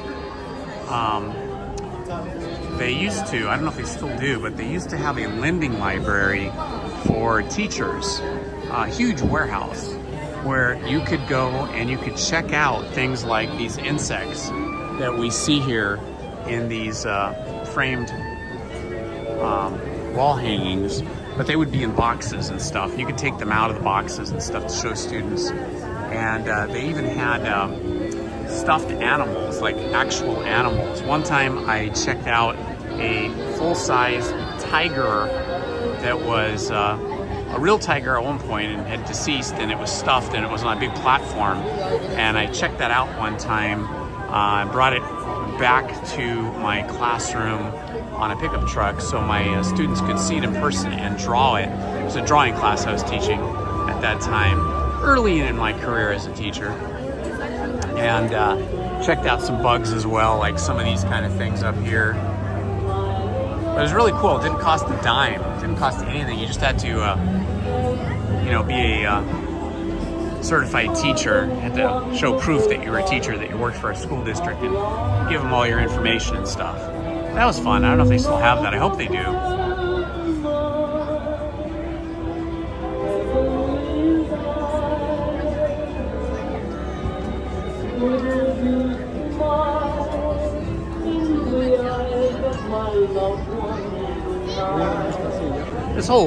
This whole queue experience kind of transports you back to another time. I feel like there's a craft in today. First we went on the Columbia, now we're going to be. Because everyone say like, oh yeah, he's considering this one, the little.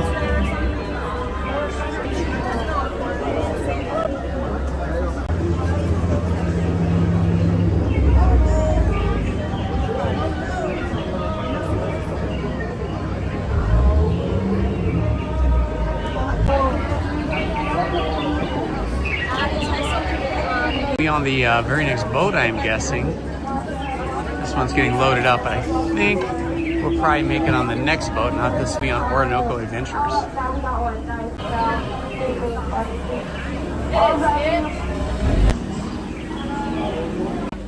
Let's see what our captain has to say, our skipper. All right, here we go.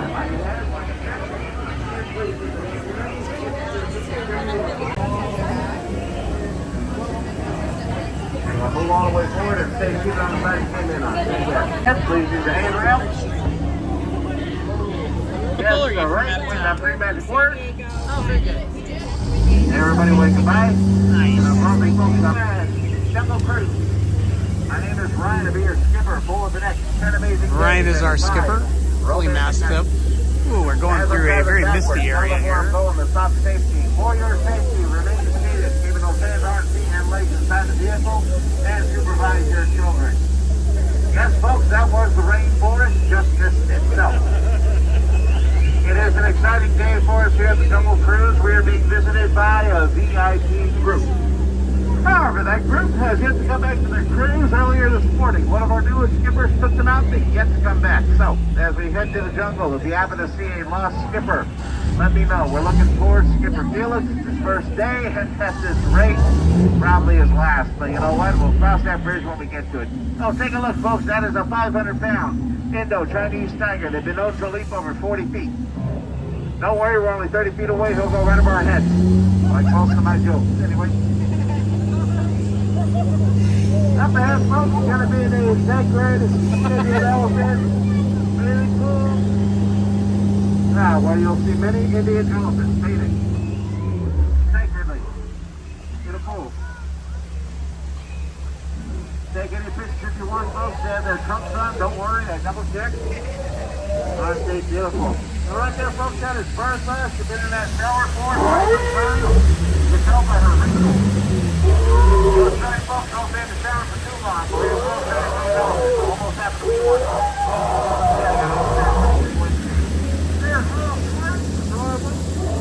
Now, his daddy big squirt is around here somewhere. There he is. Make you a little nervous. Oh, don't you dare. Stop it. Stop. Okay. We're going to be just fine, folks. Then again, maybe not. Everybody in the back, get out. I'm not kidding. I'm not kidding. I'm not kidding. Just kidding. Just a little bit of dry humor. Nothing to worry about, folks. I'll never put you in any danger whatsoever. An explosion. Let's get closer. Let's see. We got that bull and gorilla. And take it over to good doctor. See that? Well, they're never going to get that truck if they don't get the right place. I tell you, folks, man, simply down bananas. I don't care if they call me yellow. I think we split. It's not an appealing situation to be a part of. Anyway. Mr. Albert. We'll be going over that later. Oh, man. Anyone? Denial. Africa, what are you talking about? Let's take a look at the left right there, folks. The African bull elk, a rare and exotic creature. That creature is so exotic and so rare, you'll never see another one quite like it ever again in your entire life, I guarantee it. Over to the right is an art park. Anyway. Up ahead, folks. It's going to be the African belt. Home to a wide array of wildlife. Let's see, up on the hill there, you got Garnap, zebras, news. Hey, look, my favorite, the tall ones in the back. Great. Anyway, got a family of lions. Sit down at a favorite meal, zebra, on the rock. Sharing the meal with pride and hope. Oh, folks, if you ever hear the one about the skipper, the botanist, the artist, the entomologist, and the bird watcher, and the longhorn, look at this direction now, because the longer we look over there, the more paperwork we have to fill out. I have to wonder, though, Skipper Felix is over there, and what happened to the boat? Only take half. I just saved your life. That one. You know, I'll never understand how that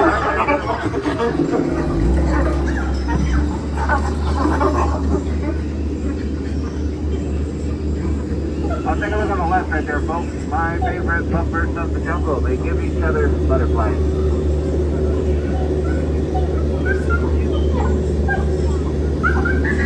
Now, folks, what am you all waiting for? On the left, it is the amazing, beautiful, majestic, hey, what the world of that side of water?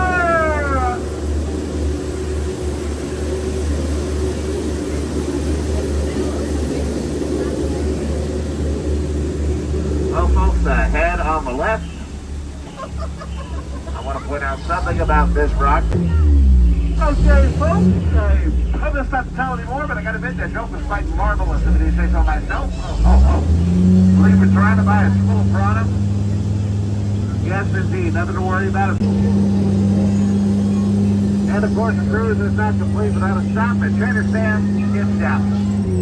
It looks like they're out collecting more items as we speak.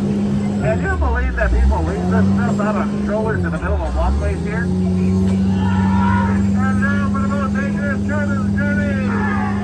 The return to civilization. Give yourself a round of applause. You just arrived at world famous Jungle Cruise. Now, as we approach the dock, folks, please keep your hands, arms, elbows, legs, feet, fingers, toes, and heads inside the vehicle. You don't want to get caught between the boat and the dock. That would really, really hurt. My beautiful boat. Also, please remain seated. Only a crazy person stands up in the middle of the boat. Get out. I'm sorry, that was rude. Please get out. Waterside, please stand and disembark to the rear of the boat. Outside, please stand and disembark to the middle. Mind your head and your step. If you hit your head, watch the All right, that was fun.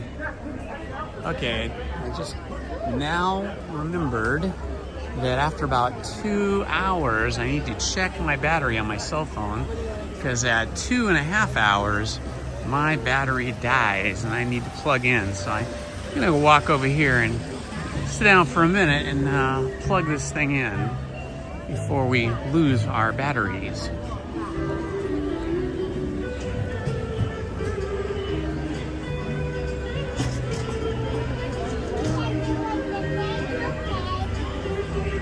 We are in the tropical hideaway.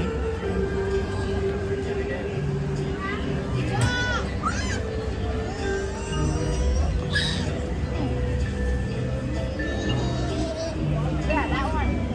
That one,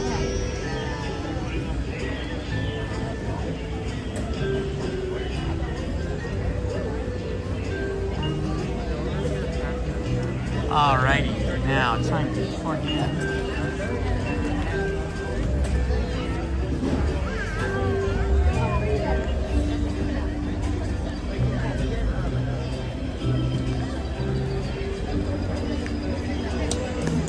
All right, now we are safe. We now have power once again.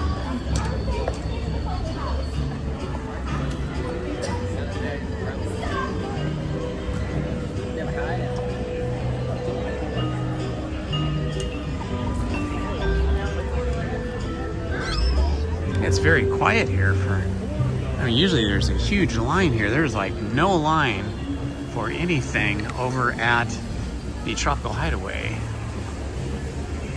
And there is our remnant of the Aladdin Theater, the Aladdin's Magic Carpet Mosaic. Okay, I think I am gonna make a quick pit stop here at the men's room. So I'm gonna put you guys on a I'll be back screen, and then I will also mute the mic. You guys are free to chat amongst each other while I do that. Lost it. That's all right. What? The little...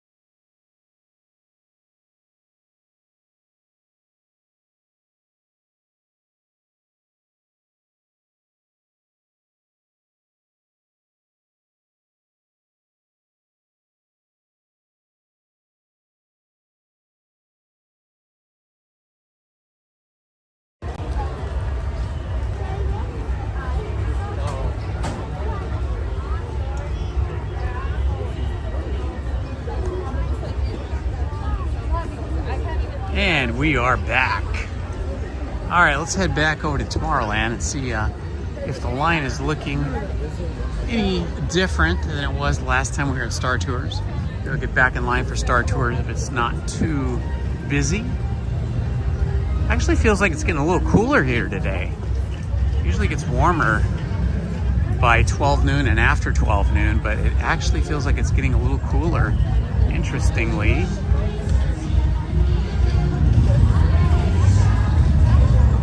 That sounds like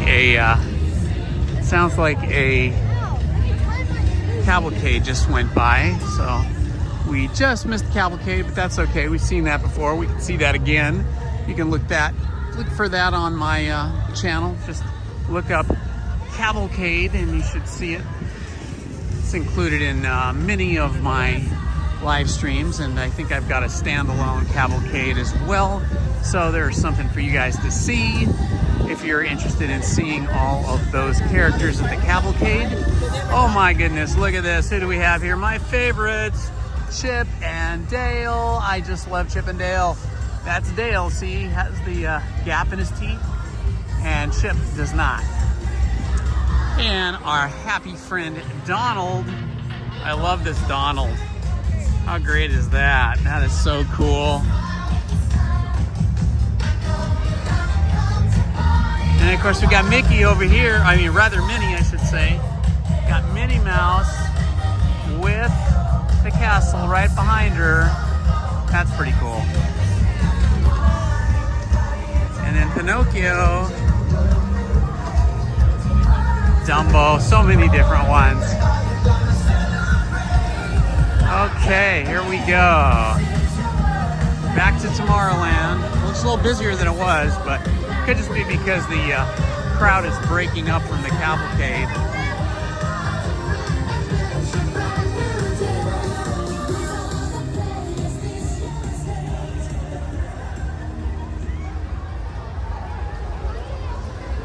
All right, heading back into Tomorrowland.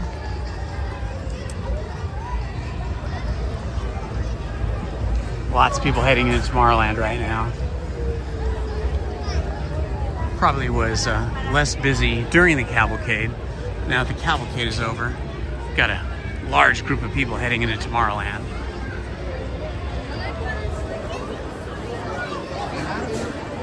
Is it raining where you are, Omar? No rain here, but how about where you are?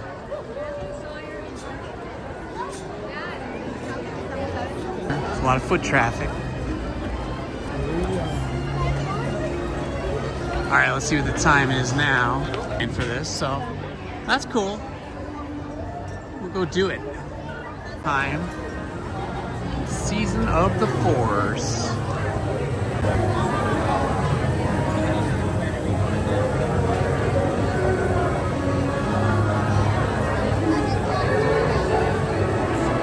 I'm glad everything is excellent for you, Omar. Sorry it's raining for you, but maybe that's a good thing. Rain can be fun and gummed.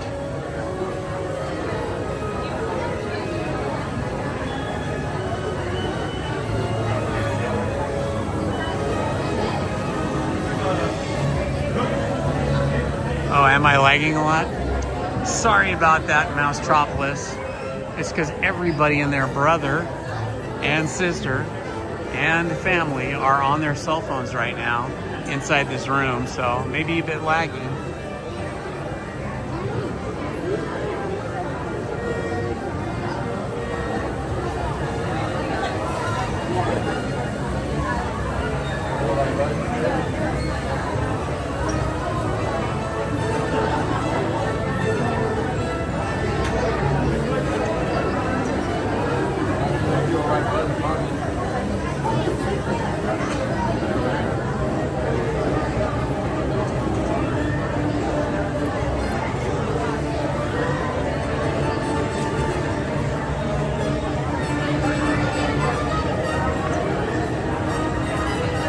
I think it's more laggy in this standby queue line in this part of the building than once we get inside. Once we get into the main show building and the queue there, I think there's better cellular connection. So hopefully it'll improve once we get into the main show queue building.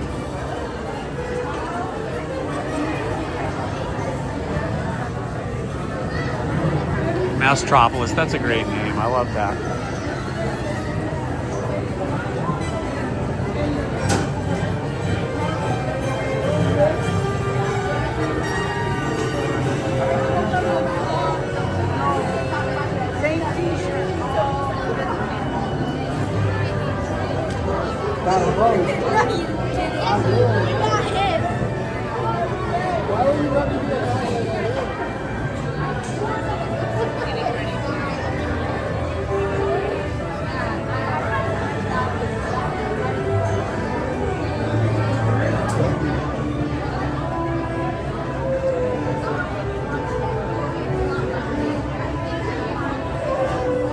We get the cool music going.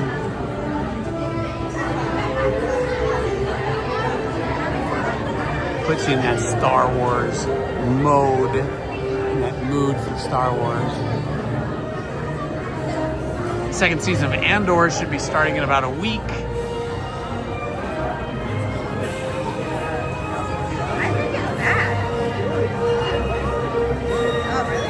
The TV series The Last of Us just started again this weekend. I think I've seen 2 episodes now. Great show if you haven't seen that.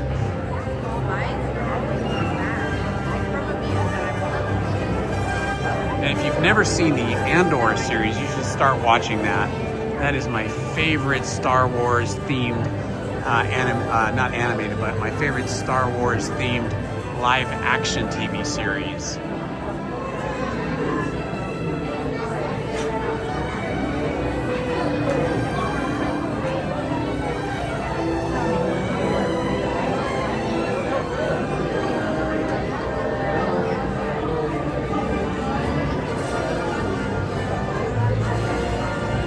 It's better now, Mousetropolis? That's good. Good to know. Thank you for that.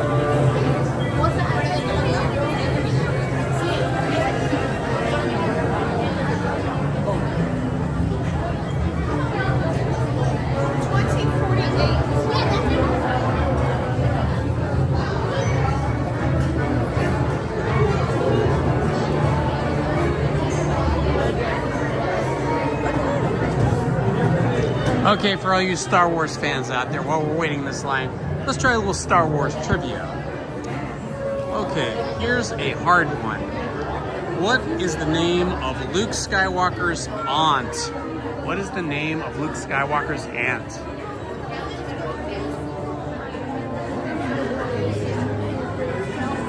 Hello, Jaime Pizarro. How are you, my friend? Welcome.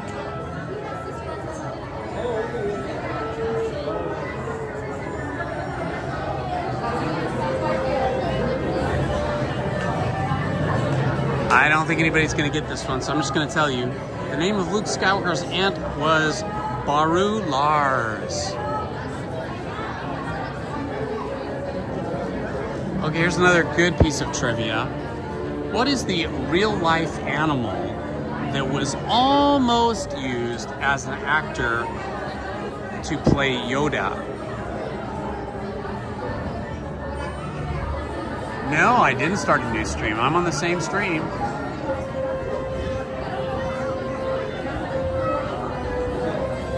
I think it just has to do with like when you're, you know, outside walking around where you get in line and there's just a ton of people in line and they're all on their cell phones. It just, you know, overwhelms the cellular access points and cellular towers. But then sometimes you get into a show building and they have more access points available. Okay, the question, Kelly Lang, was what was the real life animal that was almost used, but not used, but almost used as an actor to play Yoda in Star Wars?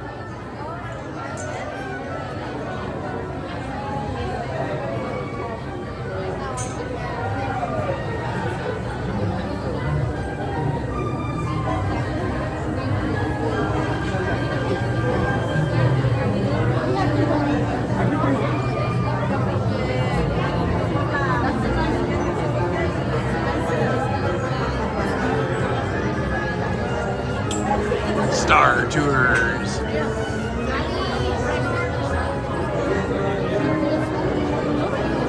It was Snow White, you are correct. It was a monkey. They almost used a monkey to play Yoda. Thank goodness they didn't, right? Because Yoda is such an original character. It was so creative the way they created Yoda. And I'm so glad that Yoda was not actually a monkey. That would have been a real bummer.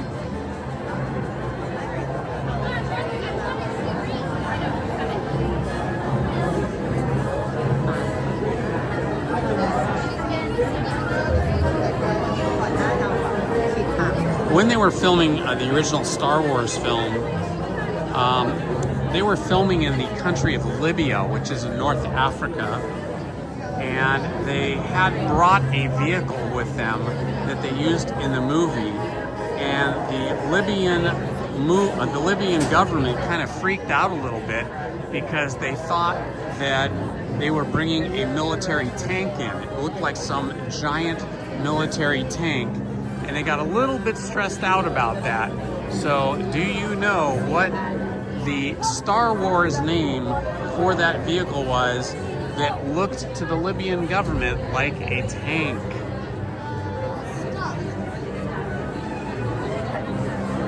Every time. Tastes like a slush.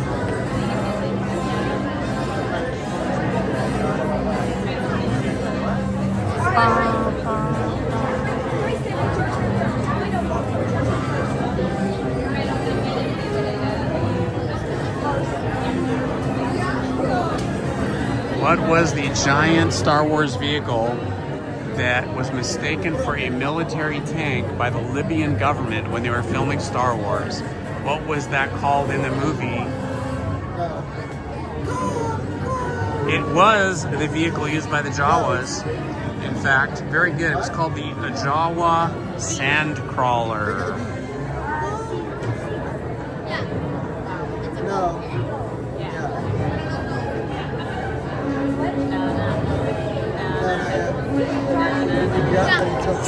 Okay, here is something that a lot of Star Wars fans mistakenly think was said by Darth Vader.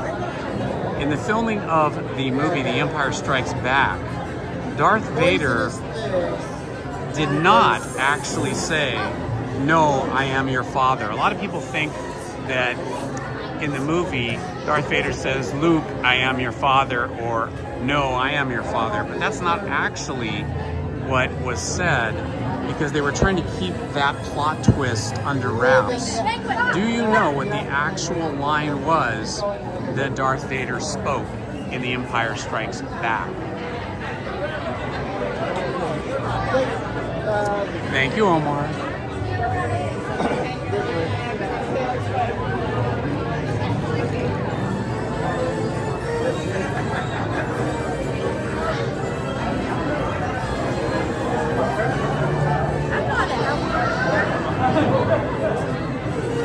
What did Darth Vader say to Luke Skywalker about the death of his father?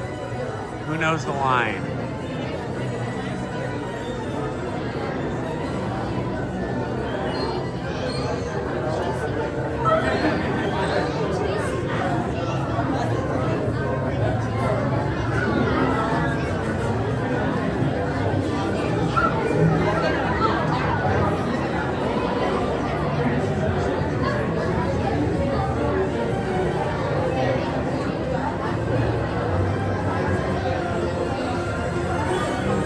That's right, Snow White. So what was the line? Do you know what the line was that Darth Vader actually spoke in The Empire Strikes Back?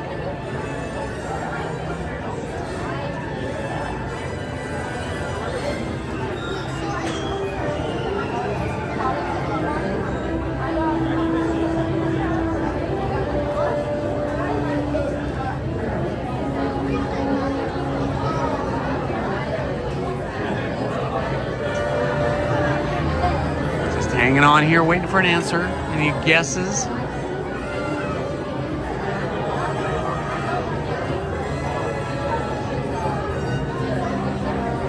That is very, very close, Snow White. The actual line is, "Obi-Wan killed your father." That's what it was. Obi-Wan killed your father.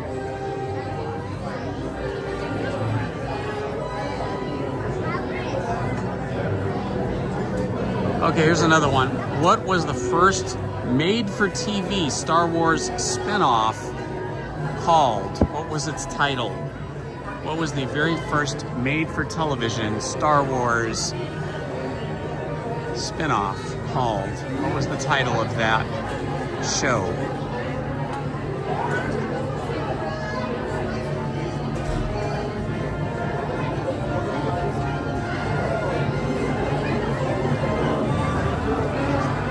Not The Mandalorian. This is way, way, way before that.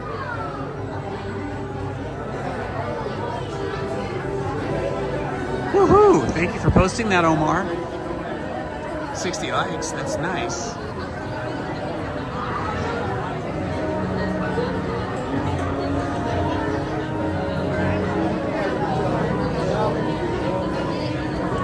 This would be early on. This would be a long time ago. The first spin-off. It was a TV show. Nobody's gonna get this one. I'm just gonna tell you guys. It's Star Wars Holiday Special. What a dull title, right? That is like the dullest of dull titles. Okay, this is a good one for all us Spanish speakers. Habla español? Es verdad. Here we go.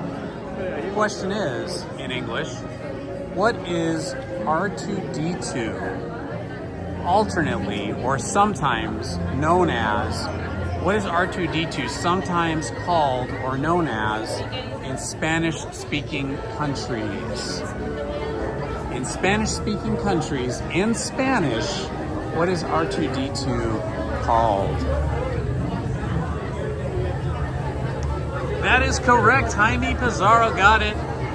Arturito. That is correct. Excellent. I can't believe you got that. That's amazing.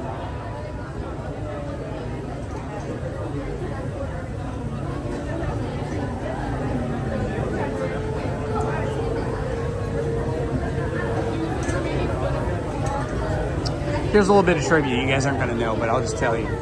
In the early outlines, that means the early drafts of the script for the movie The Empire Strikes Back, Yoda was referred to as Buffy. They called Yoda Buffy before they had a solid name for him. This is the easy one. What is the official streaming service for all Star Wars related TV series?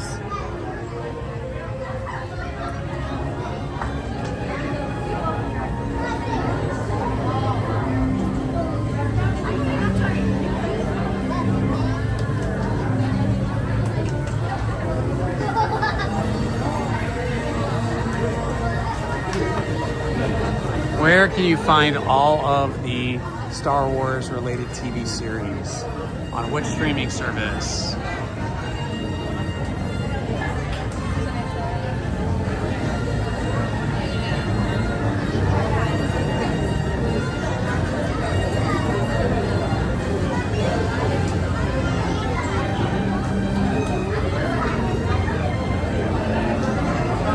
Disney Plus, of course. Very good. Okay, that was the easy one. Okay, this one's a little harder. What planet is Obi-Wan Kenobi from?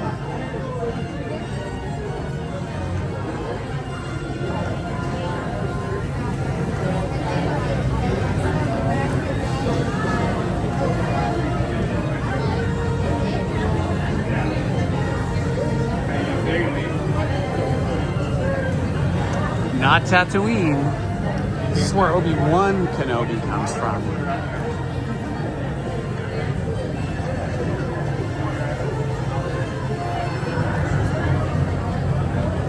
That is correct, Kelly Lang. Excellent. Stujon is the correct answer.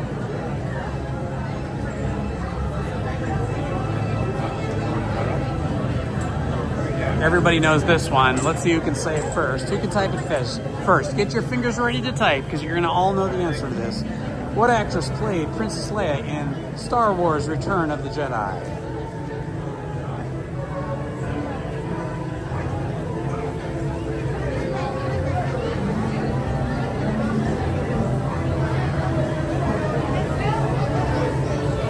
Yes, Carrie Fisher. It's a little bit of a trick question because I said Return of the Jedi, but she was also the same actress that played the same character in the original Star Wars film, A New Hope. Okay, here's a hard one. What planet is Rey from? What planet is the character Rey Skywalker from?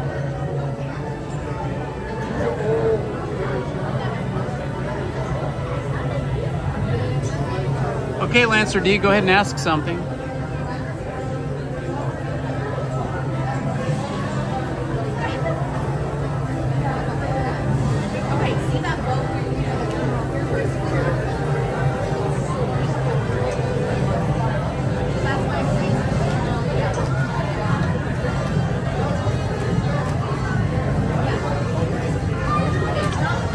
That is correct. Snow White Jakku is the correct answer.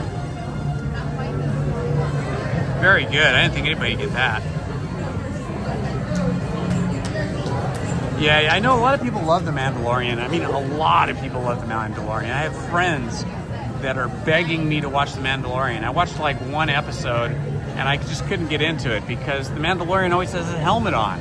You know, it's like looking at stormtroopers. They have no like visual way to emote with their faces, no way to show their, you know, expressions, and so therefore it's hard for me to get into them, to root for them.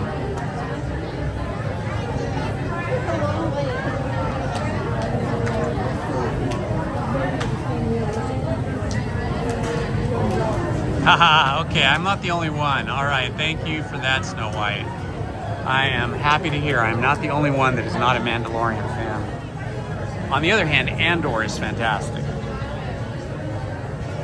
Okay, here's the easy one. What color is R2-D2?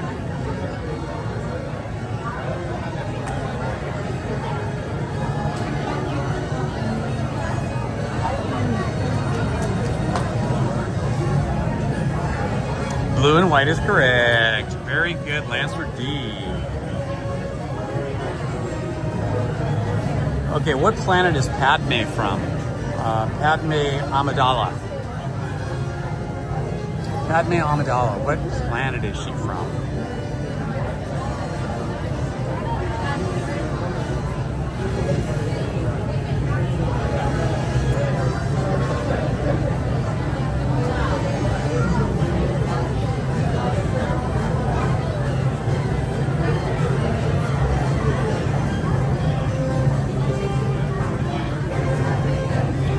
Snow White is correct with Naboo. Naboo is the correct answer.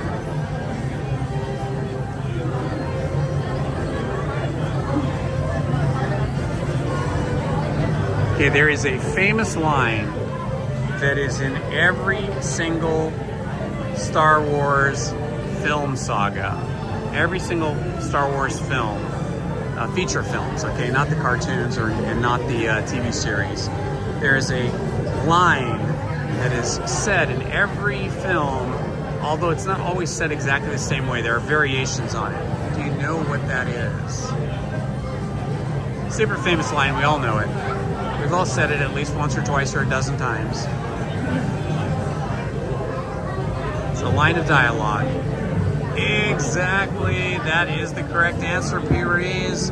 I have a bad feeling about this. That's right. You always hear that at some point in each of the Star Wars films. All right, we are out of the big queue room and we're about to go into the main show building here.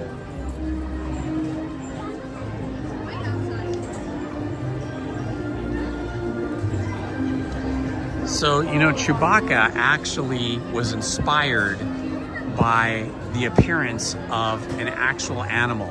According to George Lucas, who created and wrote the Star Wars films and produced them, Chewbacca was inspired by an actual animal. Do you know what animal that was?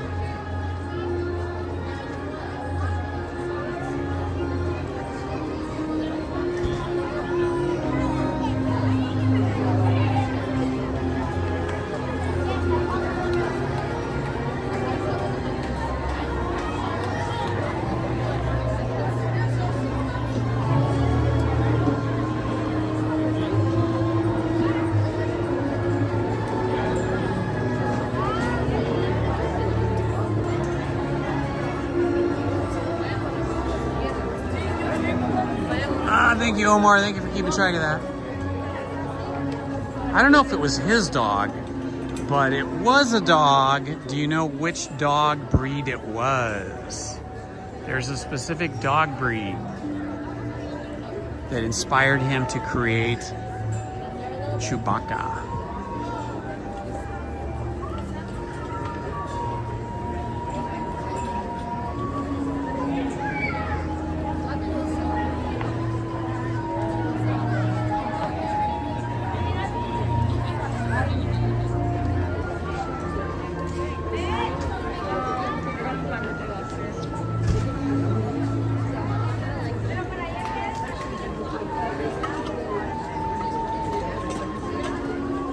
Okay, I'm going to tell you because you guys might never get it because it's an unusual breed of dog that most of us don't ever come in contact with. The dog that was the inspiration for the creation of Chewbacca was, in fact, the Alaskan Malamute. Alaskan Malamute.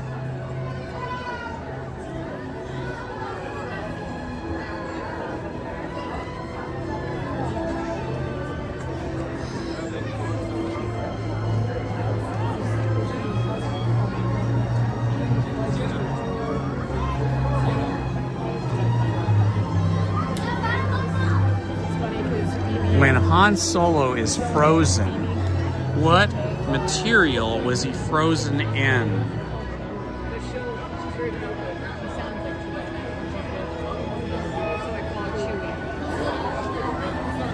Yeah, Chewbacca's pretty cool.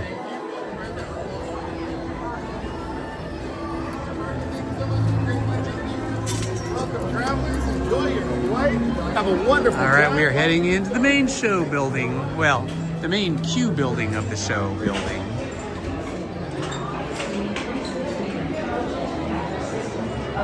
Exclusive for all Star Tours flights. our androids place you nose to nose with the galaxy's most dangerous creatures, take you out into the most extreme climates, and put you right in the middle of the action. You'll see it all. Carbonite is correct, Kelly. Very good, very good. So no matter what your destination. Okay, and as much as you got that right, Kelly, how long was Han Solo frozen for? What was the length of time he was frozen?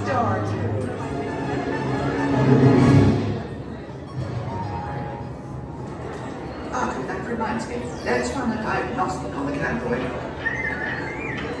You've already taken it. Well, perhaps very badly. Well, everything looks wonderful. That last word on it is a bit quite positive. Great interview. How long was Han Solo frozen in carbonite? Now see what you've done. We'll lose our jobs for sure.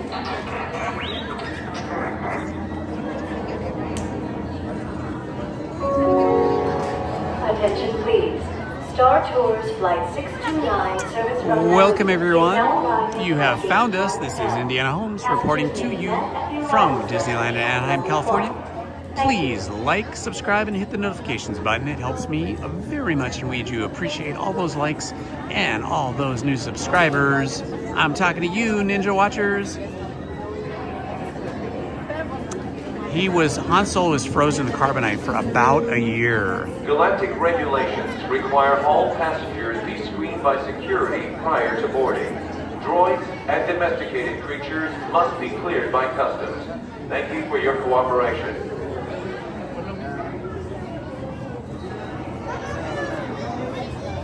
Okay, here's a good one if you like those Darth characters.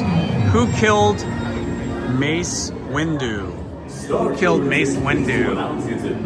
Giving you a little hint already. Sign up for a closely guided tour of the Imperial Senate and watch the Guardians of Peace and Justice in action. Then be sure to explore the skyways and byways of the megalopolis that never sleeps, Imperial City.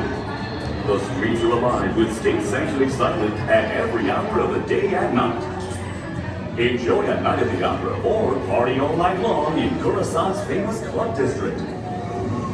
It's all waiting for you on Coruscant. Non-stop flights depart daily. Consult a Star Tours Not today Anakin, for no. further details. Mace Windu killed, or I should say, the person that killed Mace Windu was Darth Sidious. Darth Sidious killed Mace Windu. Second, I just remembered how much I hate space travel. You haven't missed trip though. There has been a gate change for Star Tours. Who was Boba Fett's father? Who was Boba Fett's father? Will now be departing from gate 1D. This is a gate change announcement only. Thank you. That's my plan. That's the boy. Movies can be very unpredictable. What is it now, dear? Let's get technical and keep off pressure. The fuel pressure. Oh, why didn't you say so in the first place? The heat. And getting the Boba Fett's father was Jango Fett. Jango Fett.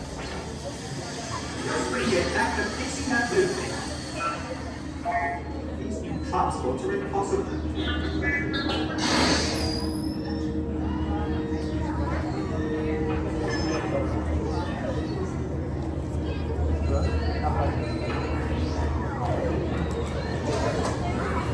Okay, so here's a bit of trivia that's Star Tours a big line in the film, but probably difficult to remember. Han Solo once boasted that the Millennium Falcon made the Kessel Run in less than how many parsecs? How many parsecs could the Millennium Falcon make the Kessel Run in? Advanced astromechs and the latest IC360 camera droids. With With more flights to more destinations, why not take your tours with Star Tours? Joan Jett. I love Joan Jett. I've seen her in concert so many times over the decades. She is a fantastic rocker. She is a super rock star. Have a nice flight.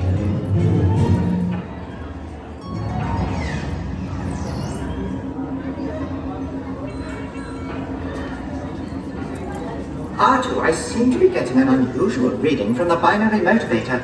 Perhaps we should run a systems check. But anyone who wants this about galaxies must be on me. I'm certain you'll have a wonderful life. 12 parsecs is correct, Kelly Lang. Excellent.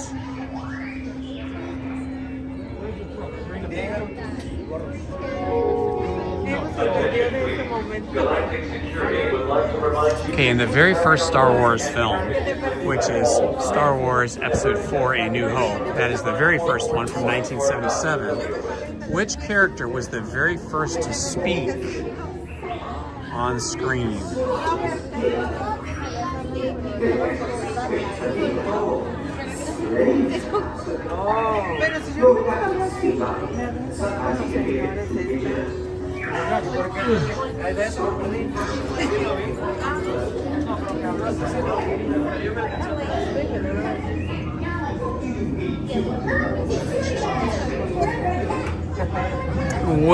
Welcome everyone. This is Indiana Holmes. You have found us. We're in line for Star Tours during Season of the Force.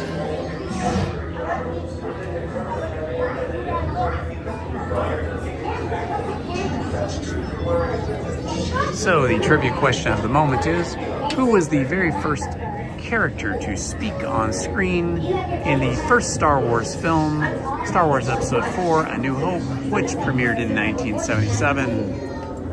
I'm kidding. You don't need a board hat. Rock up the diaper.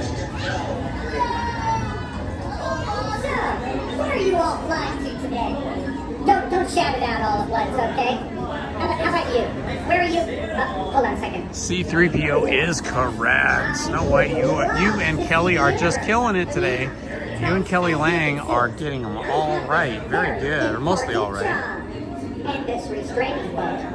Cool. Yep, I'm not going anywhere. Anyone heading to Kashyyyk for the big holo chess tournament? Well, a little bit of advice. Let the Wookiee win. Cool. Hey, who here is flying for the first time? Anyone? Is this your first flight? Don't worry, there's no need to be nervous, Rex. Cool. Gonna have a great flight. I'm sure it will be a smooth one.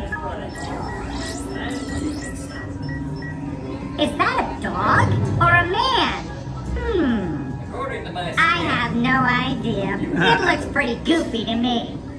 Cool. I love this job, and I'm good at it too. I am always vigilant. That's right. I don't fiddle around. No, sir. Cool. Hey, here comes another bag. They never stop. There's more lost luggage.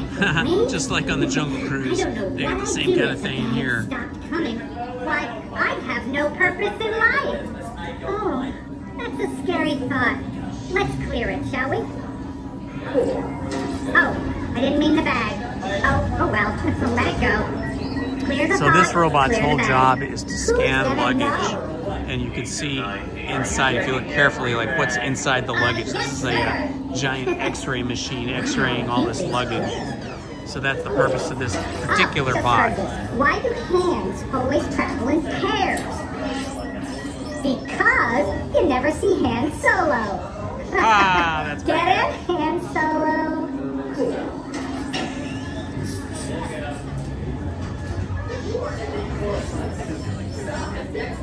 Oh, would you look at that?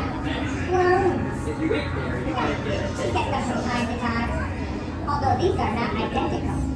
I see a difference in their noses. So there was a movie that did not there was a Star Wars movie, a feature film, in which Yoda was not in.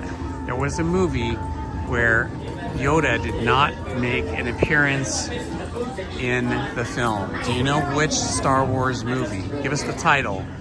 And if you can, the number of the movie in which Yoda makes no appearances at all.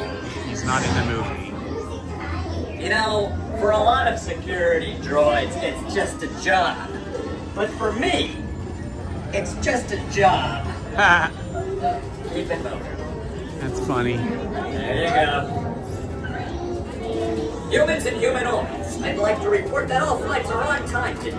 I'd like to report that, but I actually have no information regarding your flights. Alright. Okay, we're getting close now. We're gonna pick up our 3D glasses. And I gotta try and hold the 3D glass on the phone during the ride. That is not easy, but we shall try. Human.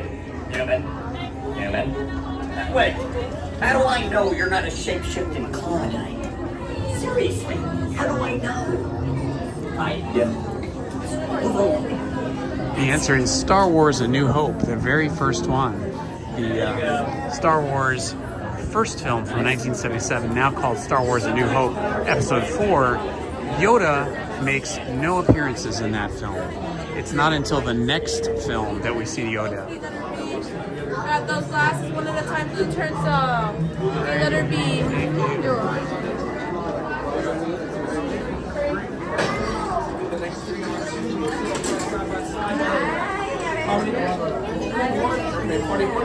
Row number 2 right over here.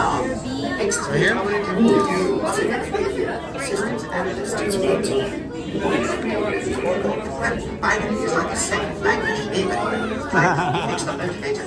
41 row number 2 right over here. Over here. 2, 42. There's no time to lose. Side by side. How many? Did you get it? Everybody in there? I can shoot it for you. How many? 9. Alright, party 9 right this way. I'm gonna have you guys go 3 and 6. So I have 3 in row 3 right here. I have 3 on 3, 6 on 3. There we are. 3 on 3. 1, 2, 3, yeah! You're welcome. What's that? Yeah, I'm on YouTube. Yes!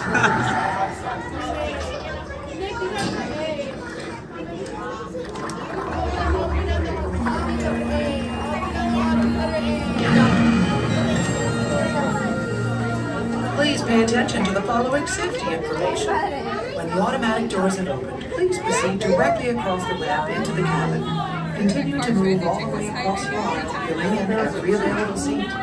Galactic regulations require that all carry-on items be safely stowed beneath your seats. To fasten your restraint, use the yellow strap to pull the belt out from the right side of the seat and snap the belt into the buckle on your left. For your safety, remain seated throughout your flight with your restraints securely fastened. And please watch your children. Para su seguridad, permanezcan sentados. We're almost there, guys. About to enter. Begin our journey. Do not put on your flight glasses until instructed to do so by a crew member. One final reminder, smoking and photography are never permitted on any Star Tours flight. If you have any questions, don't hesitate to ask a Star Tours agent. You'll be boarding in just a few moments. Thank you.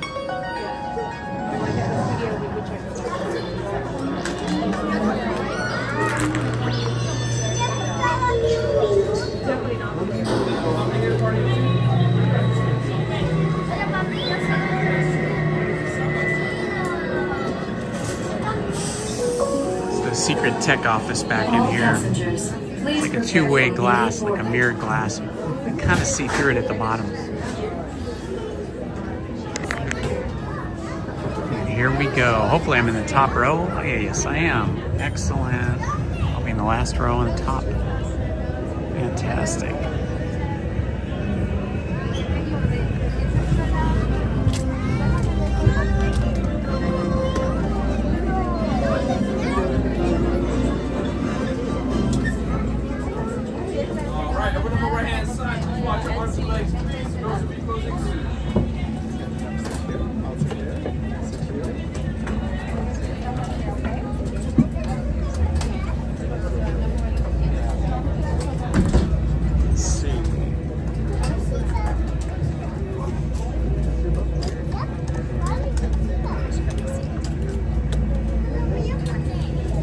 try and hold this cell phone with the 3D glasses over it for you guys. It's not easy to do.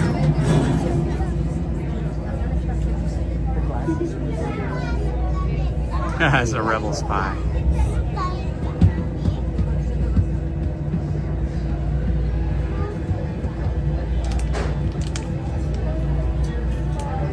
Well, I'm happy to be here for you, Paul. Alright, whenever one, I want the old tab in left-hand side. On the old tab in left-hand side. Thank you. After row 2, I want the old tab in left-hand side. On the old tab in left-hand side. The old tab in Thank you. After row 3, I want the old tab in left-hand side. After row 4, I want the old tab in left-hand side. Thank you. And last but not least, row 5, please point the alt tab.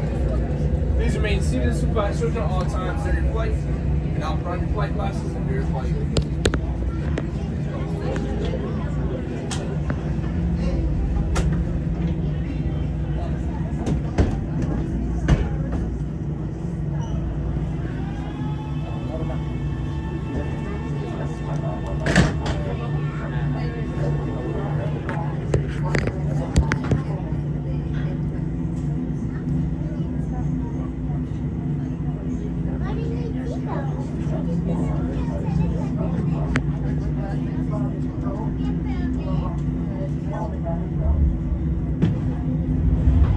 Star Tours 1401, you are cleared for departure. Initiate takeoff sequence. What? Auto takeoff sequence initiated. R2-D2, what's going on here? We are not ready for takeoff. The captain isn't on board yet.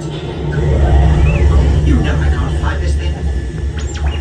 No, neither can you. We need a proper pilot. Attention, all transport hold for security clearance. Stormtroopers would be deactivated for sure. Hold it right there, Captain. I'm not actually the captain. We're looking for this rebel spy. Have you seen him? No one on this transport could possibly be a spy.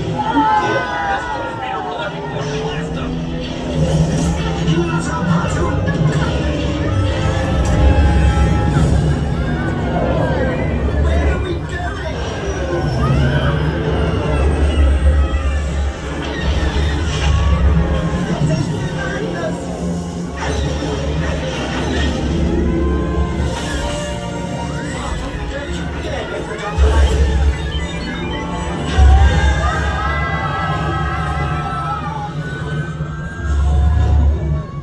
Where are we now? The Wookiee planet. Imperial troopers, what are they doing here? I'm afraid to make great without a beat.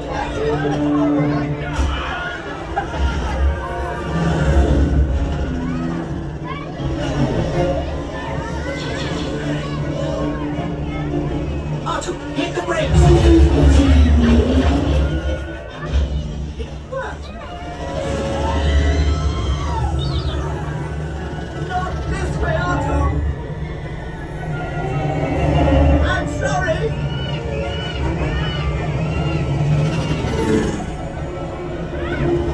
Hang on!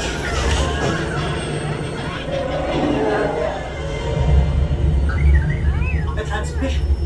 Now what? This is Admiral Akbar. By now you know that your Star Speeder is carrying an agent vital to our rebel cause. The spy? Precisely. Deliver him safely to the rendezvous point I am transmitting to your R2 unit. Good luck, and may the Force be with you. R2-D2, what are you saying? This is madness!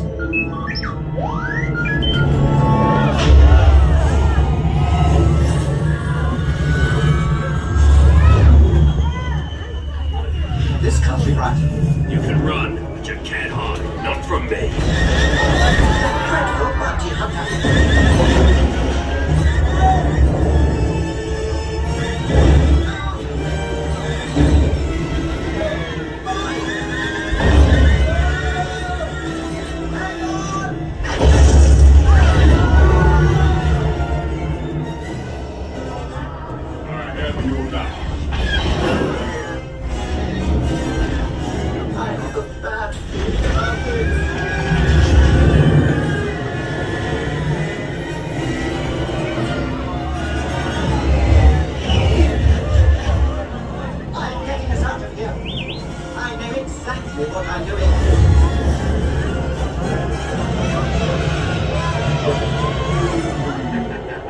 Say goodbye, rebel spy. Sonic Boom!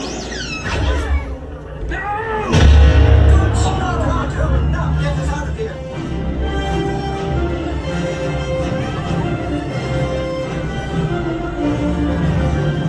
Star Tours, we were concerned about you. Is our agent safe? Safe, but perhaps a little shaken. We're grateful you made it. You are all heroes of the rebellion. I'd rather like the sound of that. Now be careful out there, all of you. The Empire is watching.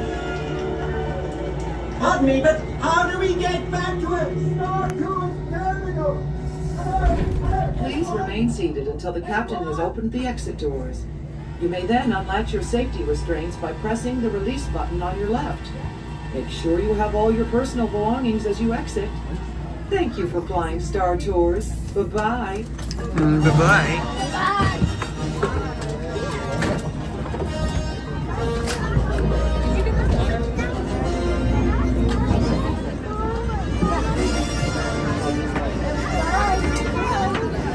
Yay, we did it. We made it through.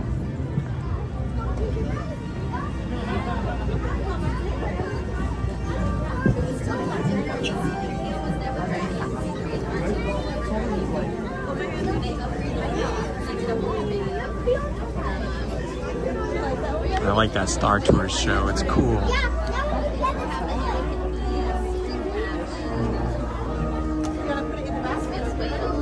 Right? These new scenes are awesome. So much better than the old ones, in my opinion, anyway. I like them better. I did this because the attitude really epic.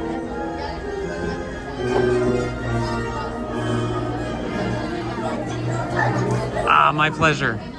I like riding Star Tours.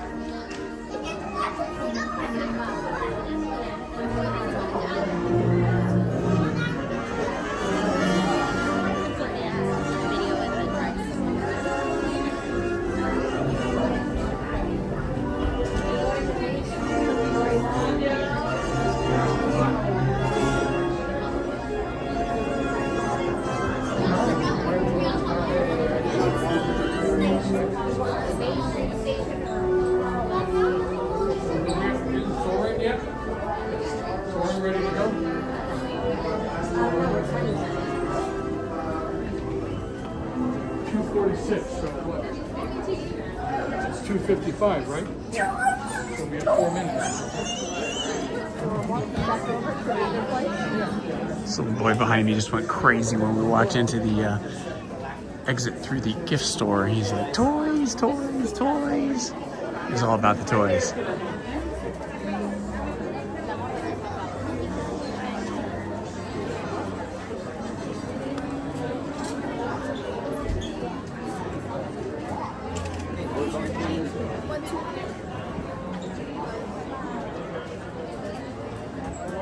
They always have great Star Wars merch, shirts, toys, everything in this shop.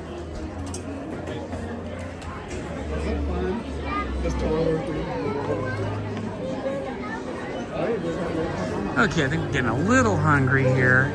Thinking about getting some food. Let's see. Let's see if I can get over here to the Galactic Grill and see what they've got going on over there.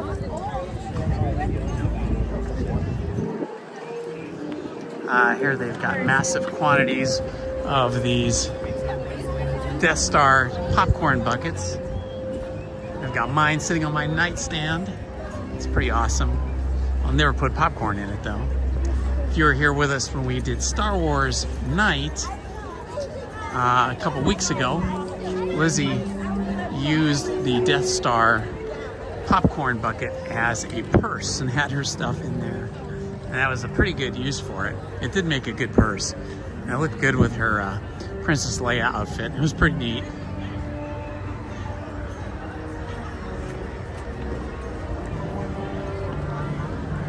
Okay, let's see what we got up here. It's pretty busy here, considering we are well past lunch. It is still very busy here in the Galactic Grill. Let's see if They've got one of those galactic burgers.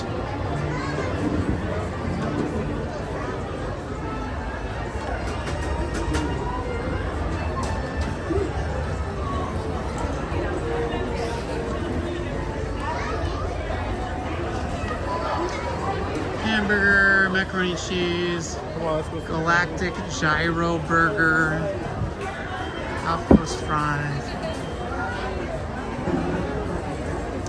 This is like super crowded. Sorry. Hang on here, I gotta readjust my situation here with my power cord. I've put you guys down for a moment.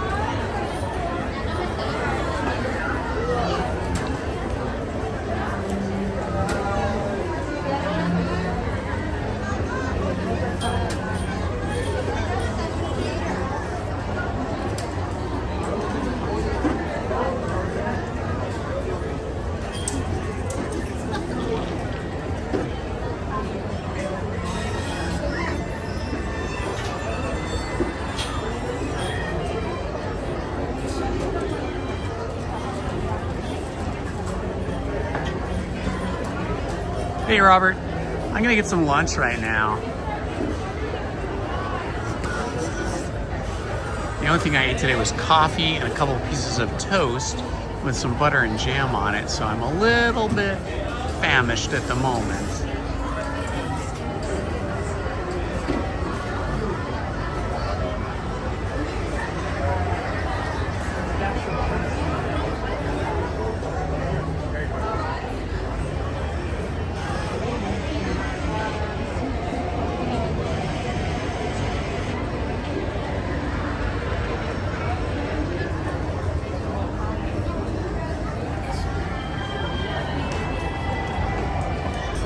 Or I should say Tomorrowland.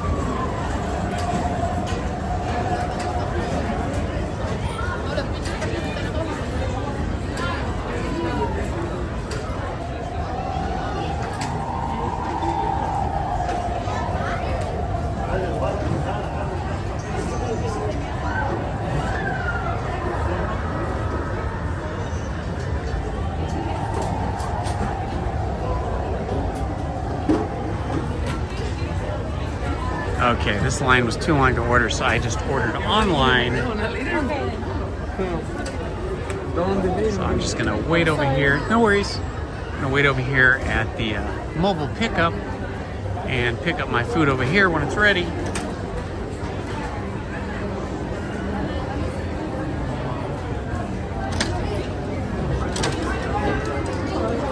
Pulled pork. It's pretty yummy.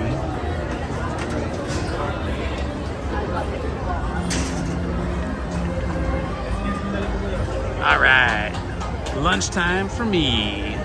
Just wait for them to call my number.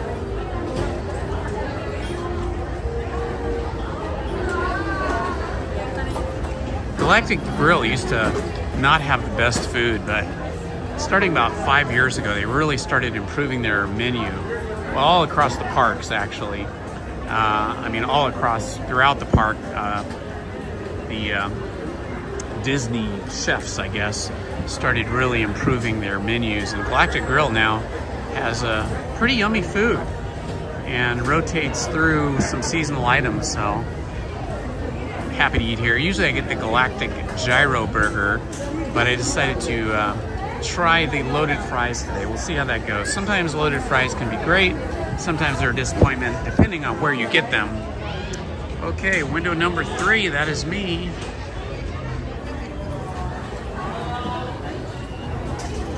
Hi.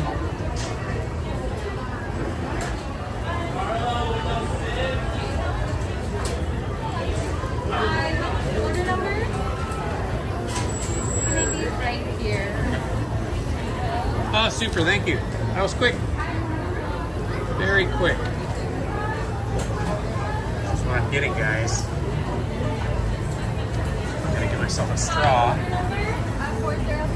There you go. Have a good night.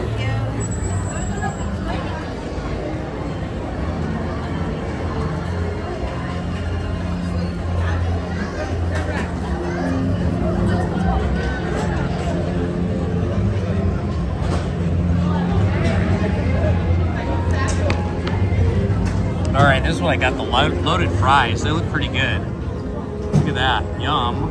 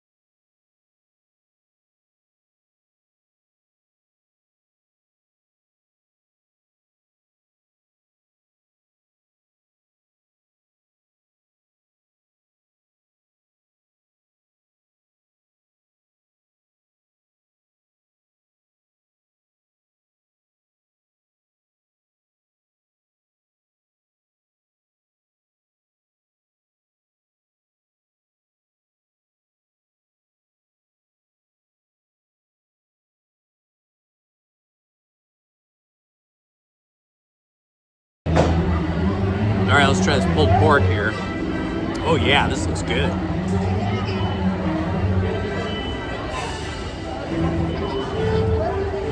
Look at this little pulled pork and a French fry, all in one bite.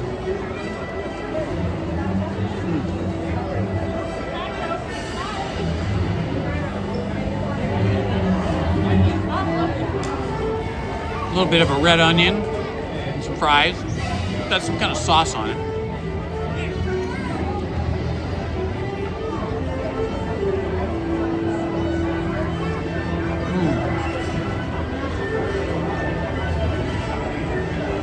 love all the Star Wars themed music that we're hearing while we're sitting here.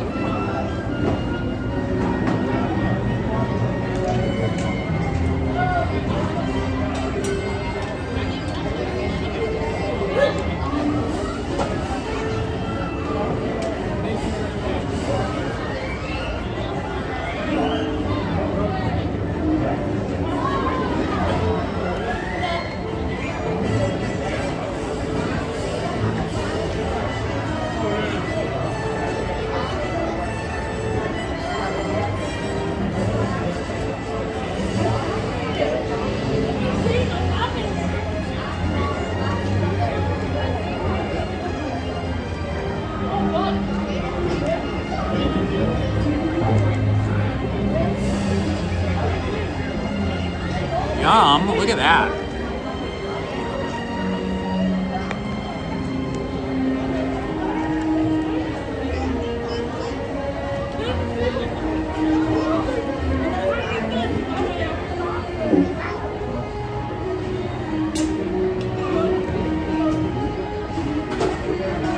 I gotta show you the ceiling. The ceiling here is awesome.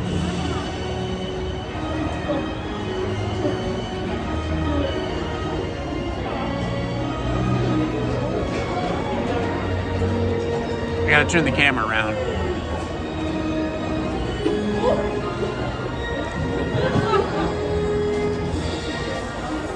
There you go, check that out. Isn't that cool?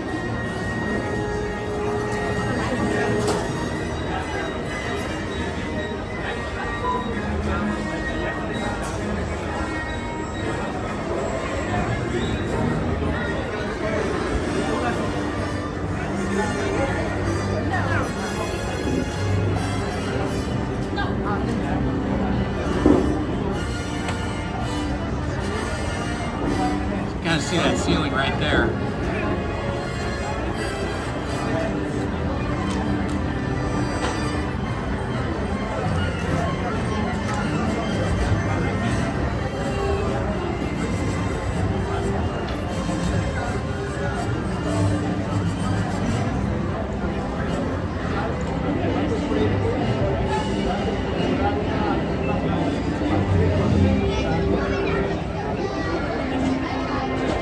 Okay.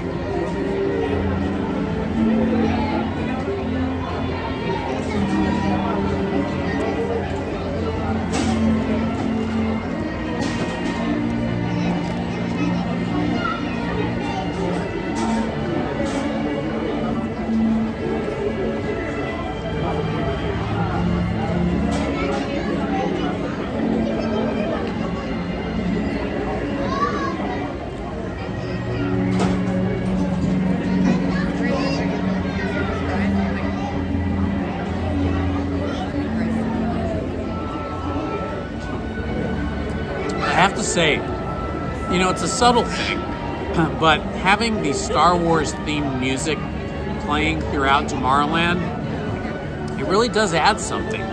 It really gives you some cool vibes.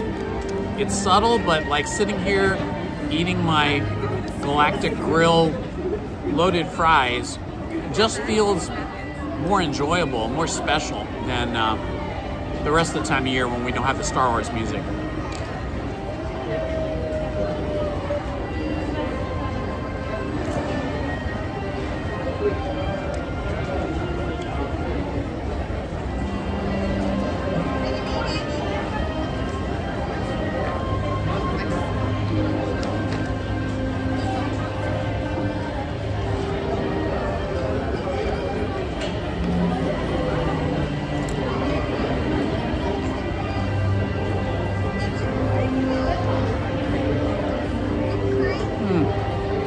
Really good barbecue sauce on the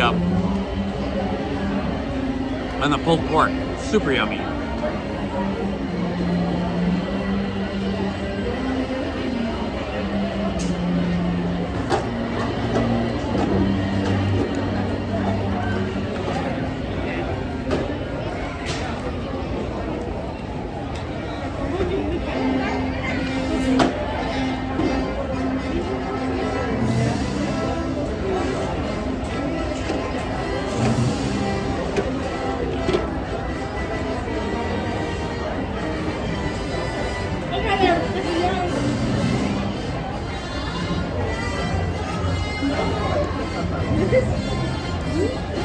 I mean, this just puts you in that Star Wars mood.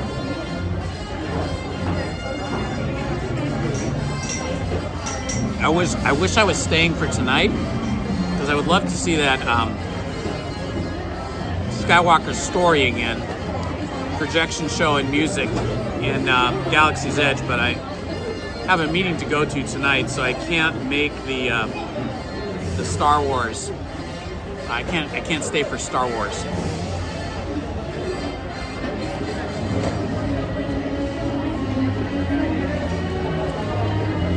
I'm going to definitely stay sometime soon, though. In the next week or so, I'll make a point of coming later and staying so I can be back in Galaxy's Edge during the projection show.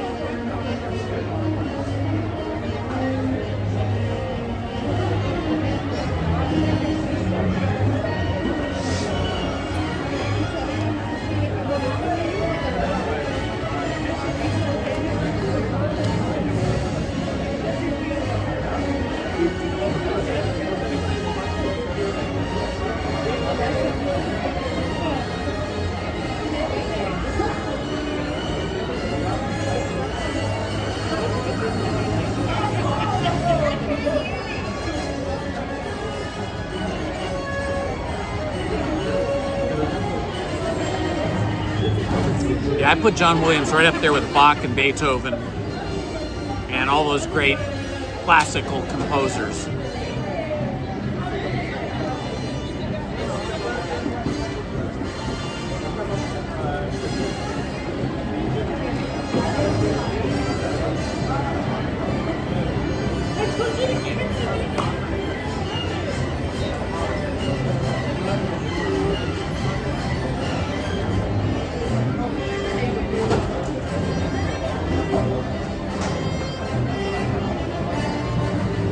I would even venture to say that more people have heard this Star Wars theme than have heard Beethoven's Fifth Symphony.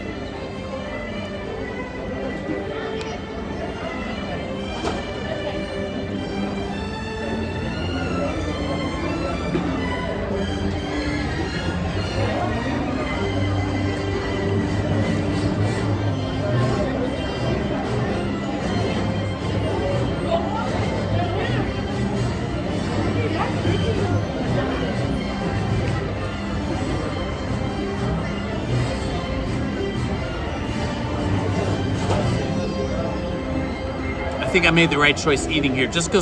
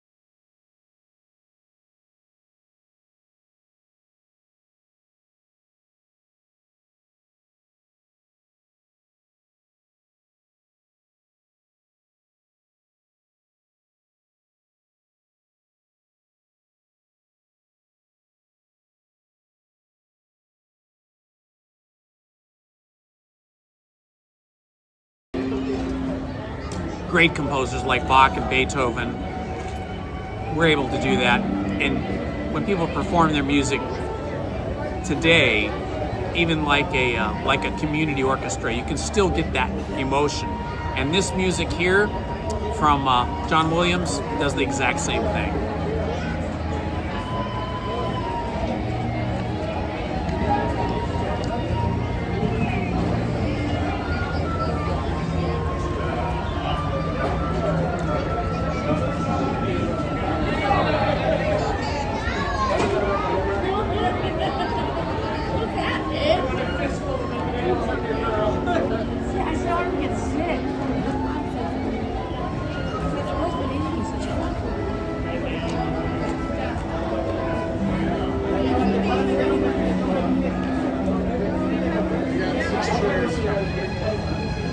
More than enough seats.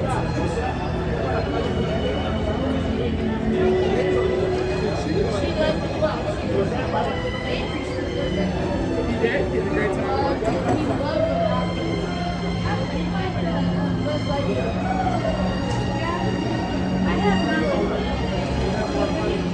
I wonder who John Williams' favorite composer is.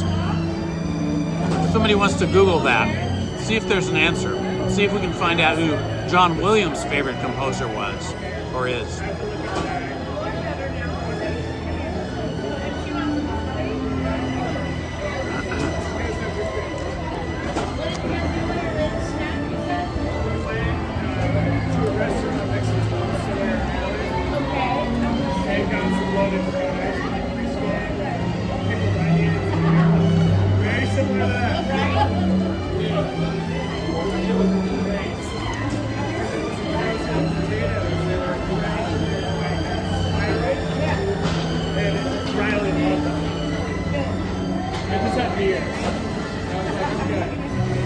So Wagner. That makes sense.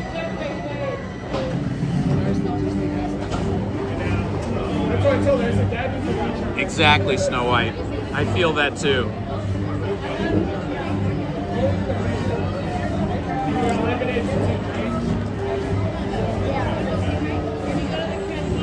Which is perfect.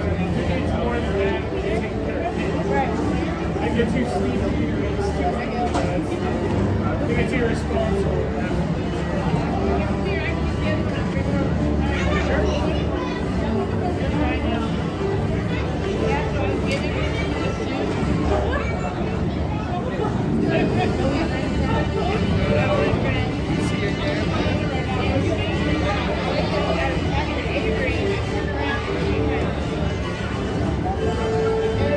I believe there's a new Superman movie coming out this year.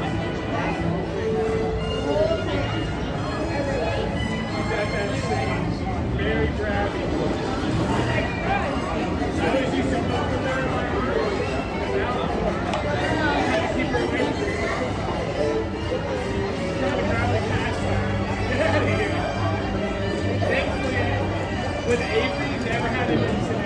And it's so embarrassing. It's so disappointing. They start to grab.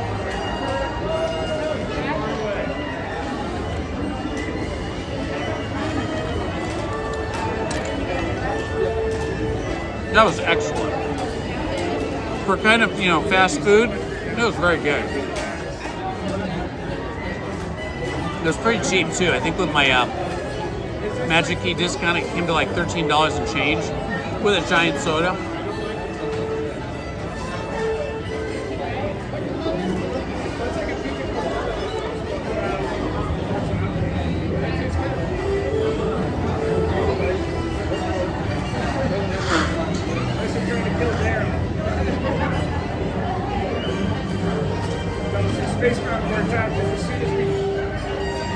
July 11th. Yeah, when I was at WonderCon a couple of weeks ago, I sat in on a panel, and there were two, really, I guess, famous comic book artists, and one of them is now the director of that new Superman movie. I believe that was right. I forget his name, though. Everybody seemed to know his name but me. I think it was something like John Wong, or John something. I think he was Japanese or Asian anyway. I didn't know him. I didn't know those guys, but it was really interesting listening to them.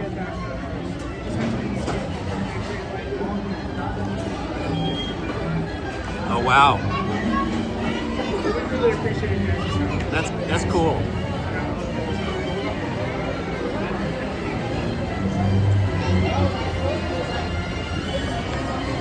Okay, that was good. I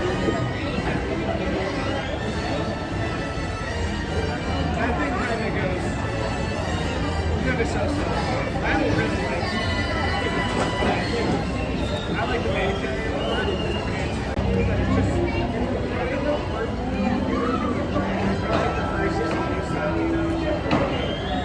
She has such. She has. I'm praying it was hard.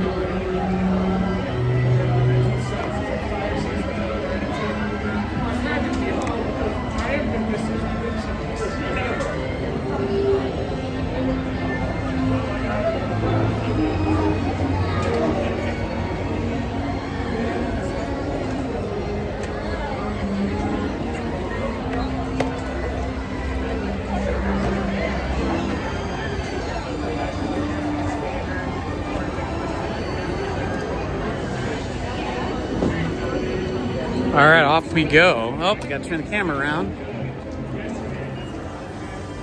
See if we can find any characters walking around.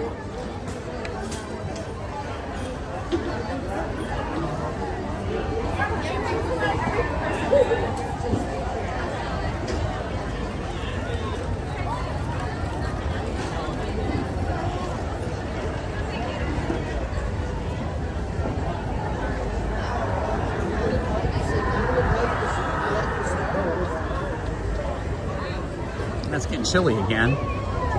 Whoa, the line for Matterhorn is huge. It's all the way back here.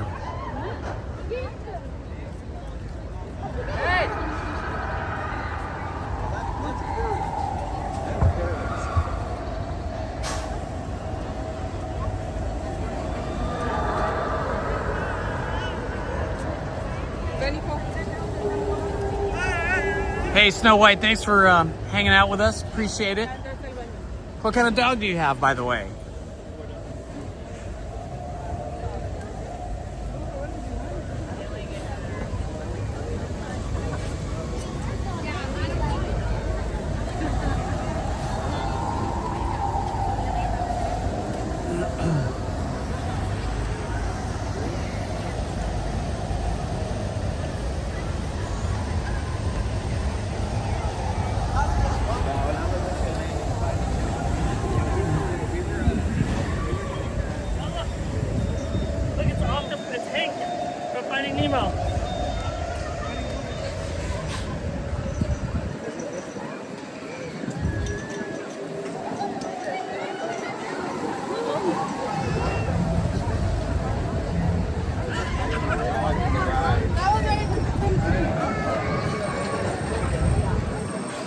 Bye-bye, Snow White.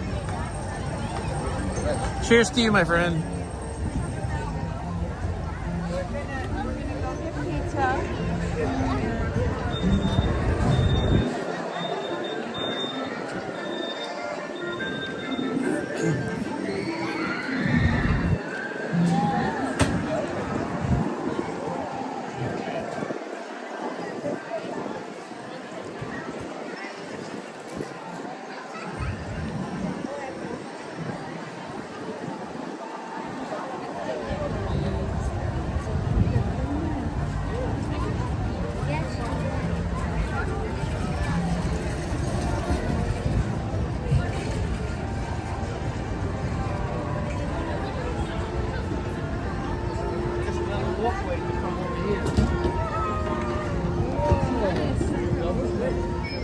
Okay, I always like to walk up here, see if I can find any characters in costume, but I do not see any characters in costume today.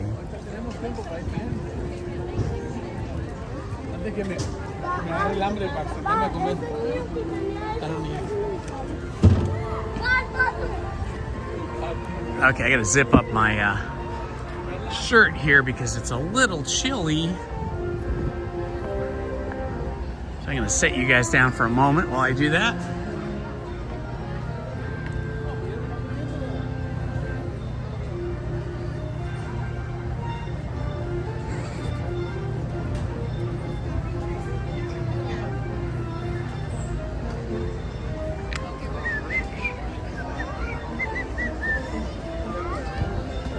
There's a great viewing spot here when parades come by. You can be right here. Boy, they have been working on It's a Small World forever. I hope they repaint the It's a Small World sign before they're finished. This sign right here is looking a little bit faded. Not as bright as it should be.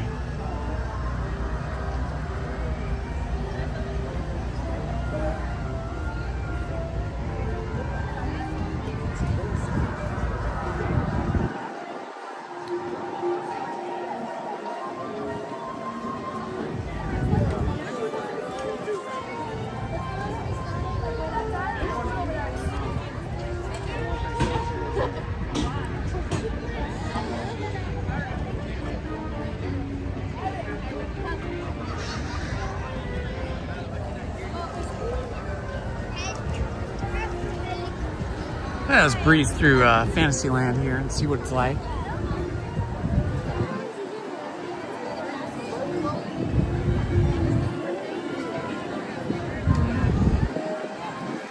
Oh, it's getting pretty windy now. It's starting to get breezy through here. Looks like Matterhorn is open again. We saw the giant line there. Earlier today it was closed. Or was that Monday? It might have been Monday it was closed. I think I heard somebody say, though, it was closed when I first got here. I don't know. Maybe it was open. Nah, I think it was open today. It was Monday that it was closed.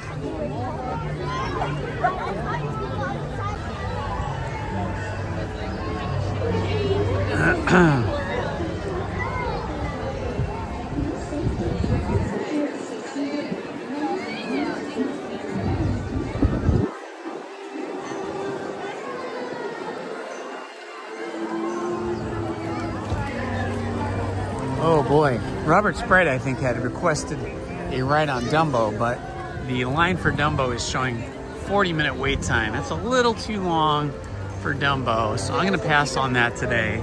Sorry about that, Robert. 20 minutes for Mr. Toad. That's probably gonna be the shortest line.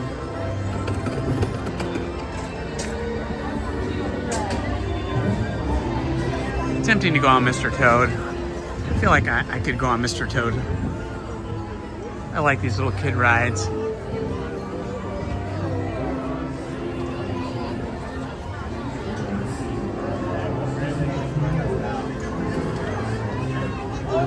Nah, you know what? I better pass on this.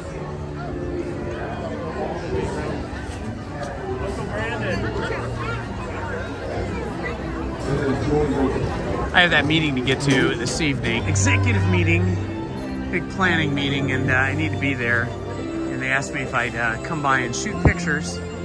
So I don't want to be late for that. Oh man, the flowers here look amazing. Sword in the stone. Let's see if we can lift this up. Ugh. Nope, it's not gonna happen. Not happening for me. Can't do it.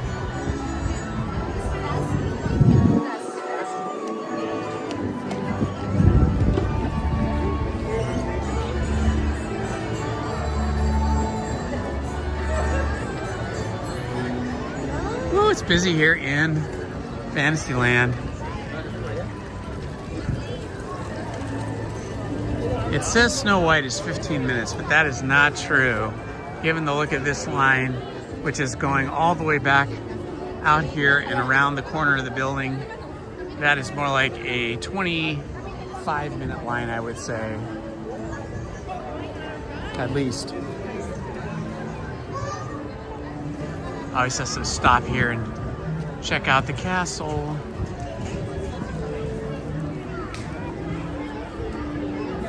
Ah, it's so cool.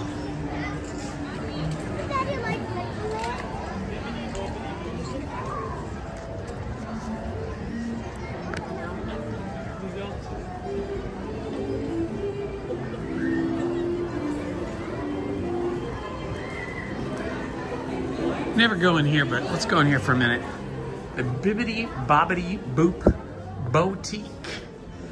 So if you've got a little girl in your family, a daughter or a granddaughter, this is the place to take them.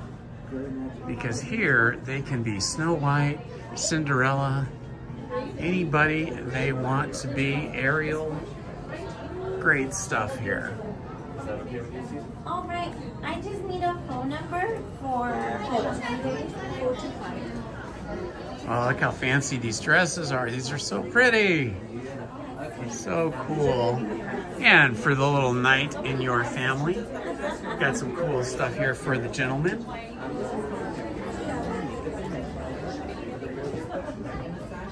Even makeup kits, bows, and little hair pieces. Oh my gosh. How cool is this? This is pretty cool. Yeah, so it would be this. Pretty darn cool. Even the shoes and the scepters and the crowns. Look at this. Even the shoes. Bibbidi Bobbidi Boop Boutique is the coolest if you have a little kid, little girls, little boys.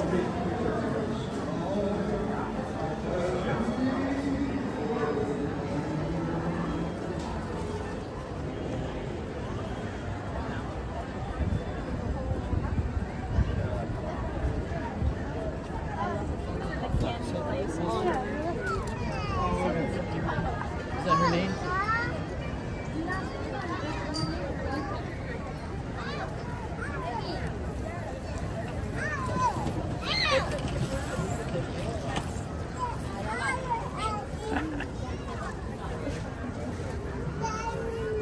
All right, guys, here we are, our castle.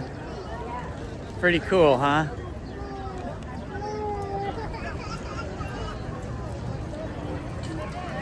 Ah, the sun's coming out. Ah, it feels nice here now. Warm sunlight, warming us up a little. Awesome.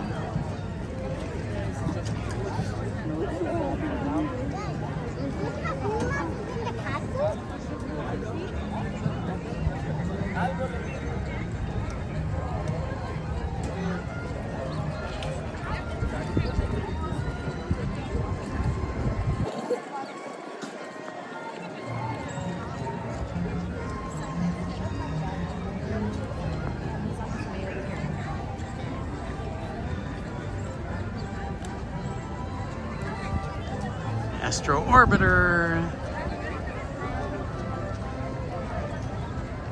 I love seeing Astro Orbiter and other rides with the clouds behind them like that.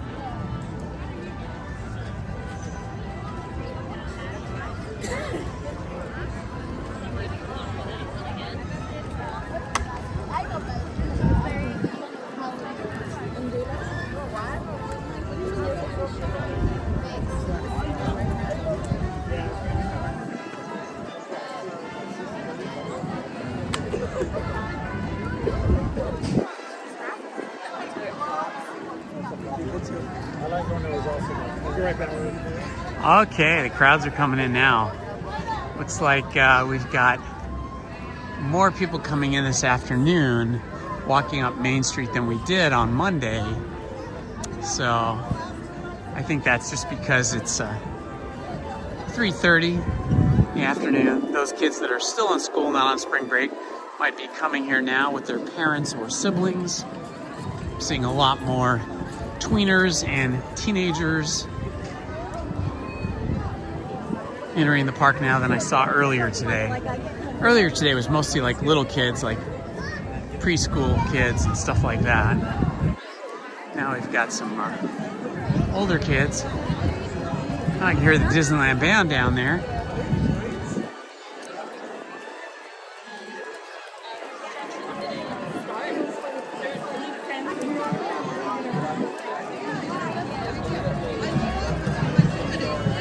Oh yeah, I think it's gonna be a little more crowded tonight than it was today. I see lots and lots more people coming in. Big groups of people.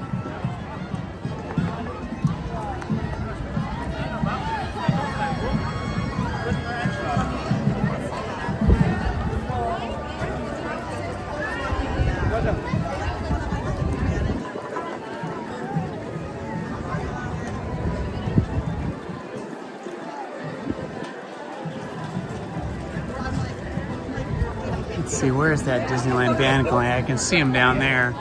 Can't tell if they're exiting or if they're going to come up Main Street. Let's see where they go. Ah, they're exiting. Thought they might come up Main Street, but I think they're just exiting backstage. Hi. And she was walking on her one leg. Okay, my friends, it's a short day today, but I'm glad you hung out with me today. It was fun hanging out with you guys, and it was fun going on a few rides with me today. So I'm gonna call it a day because I need to get home, change, go off to a meeting tonight. But tomorrow, Lizzie and I will be going to Knott's Berry Farm for the Boysenberry Festival. So I'll do a little live streaming for that tomorrow. So hopefully you'll join us for that. And then Friday, 7 p.m., I'll be back in my wingback chair in front of the piano, reading some more of The Adventures of Winnie the Pooh. So I hope you guys join me tomorrow at Disneyland for a little bit, and again on Friday night at 7 p.m. for another few short stories of Adventures of Winnie the Pooh. Thanks for hanging out, guys. This has been Indiana Holmes. Love you all. Bye-bye. Remember to like and subscribe. Bye now.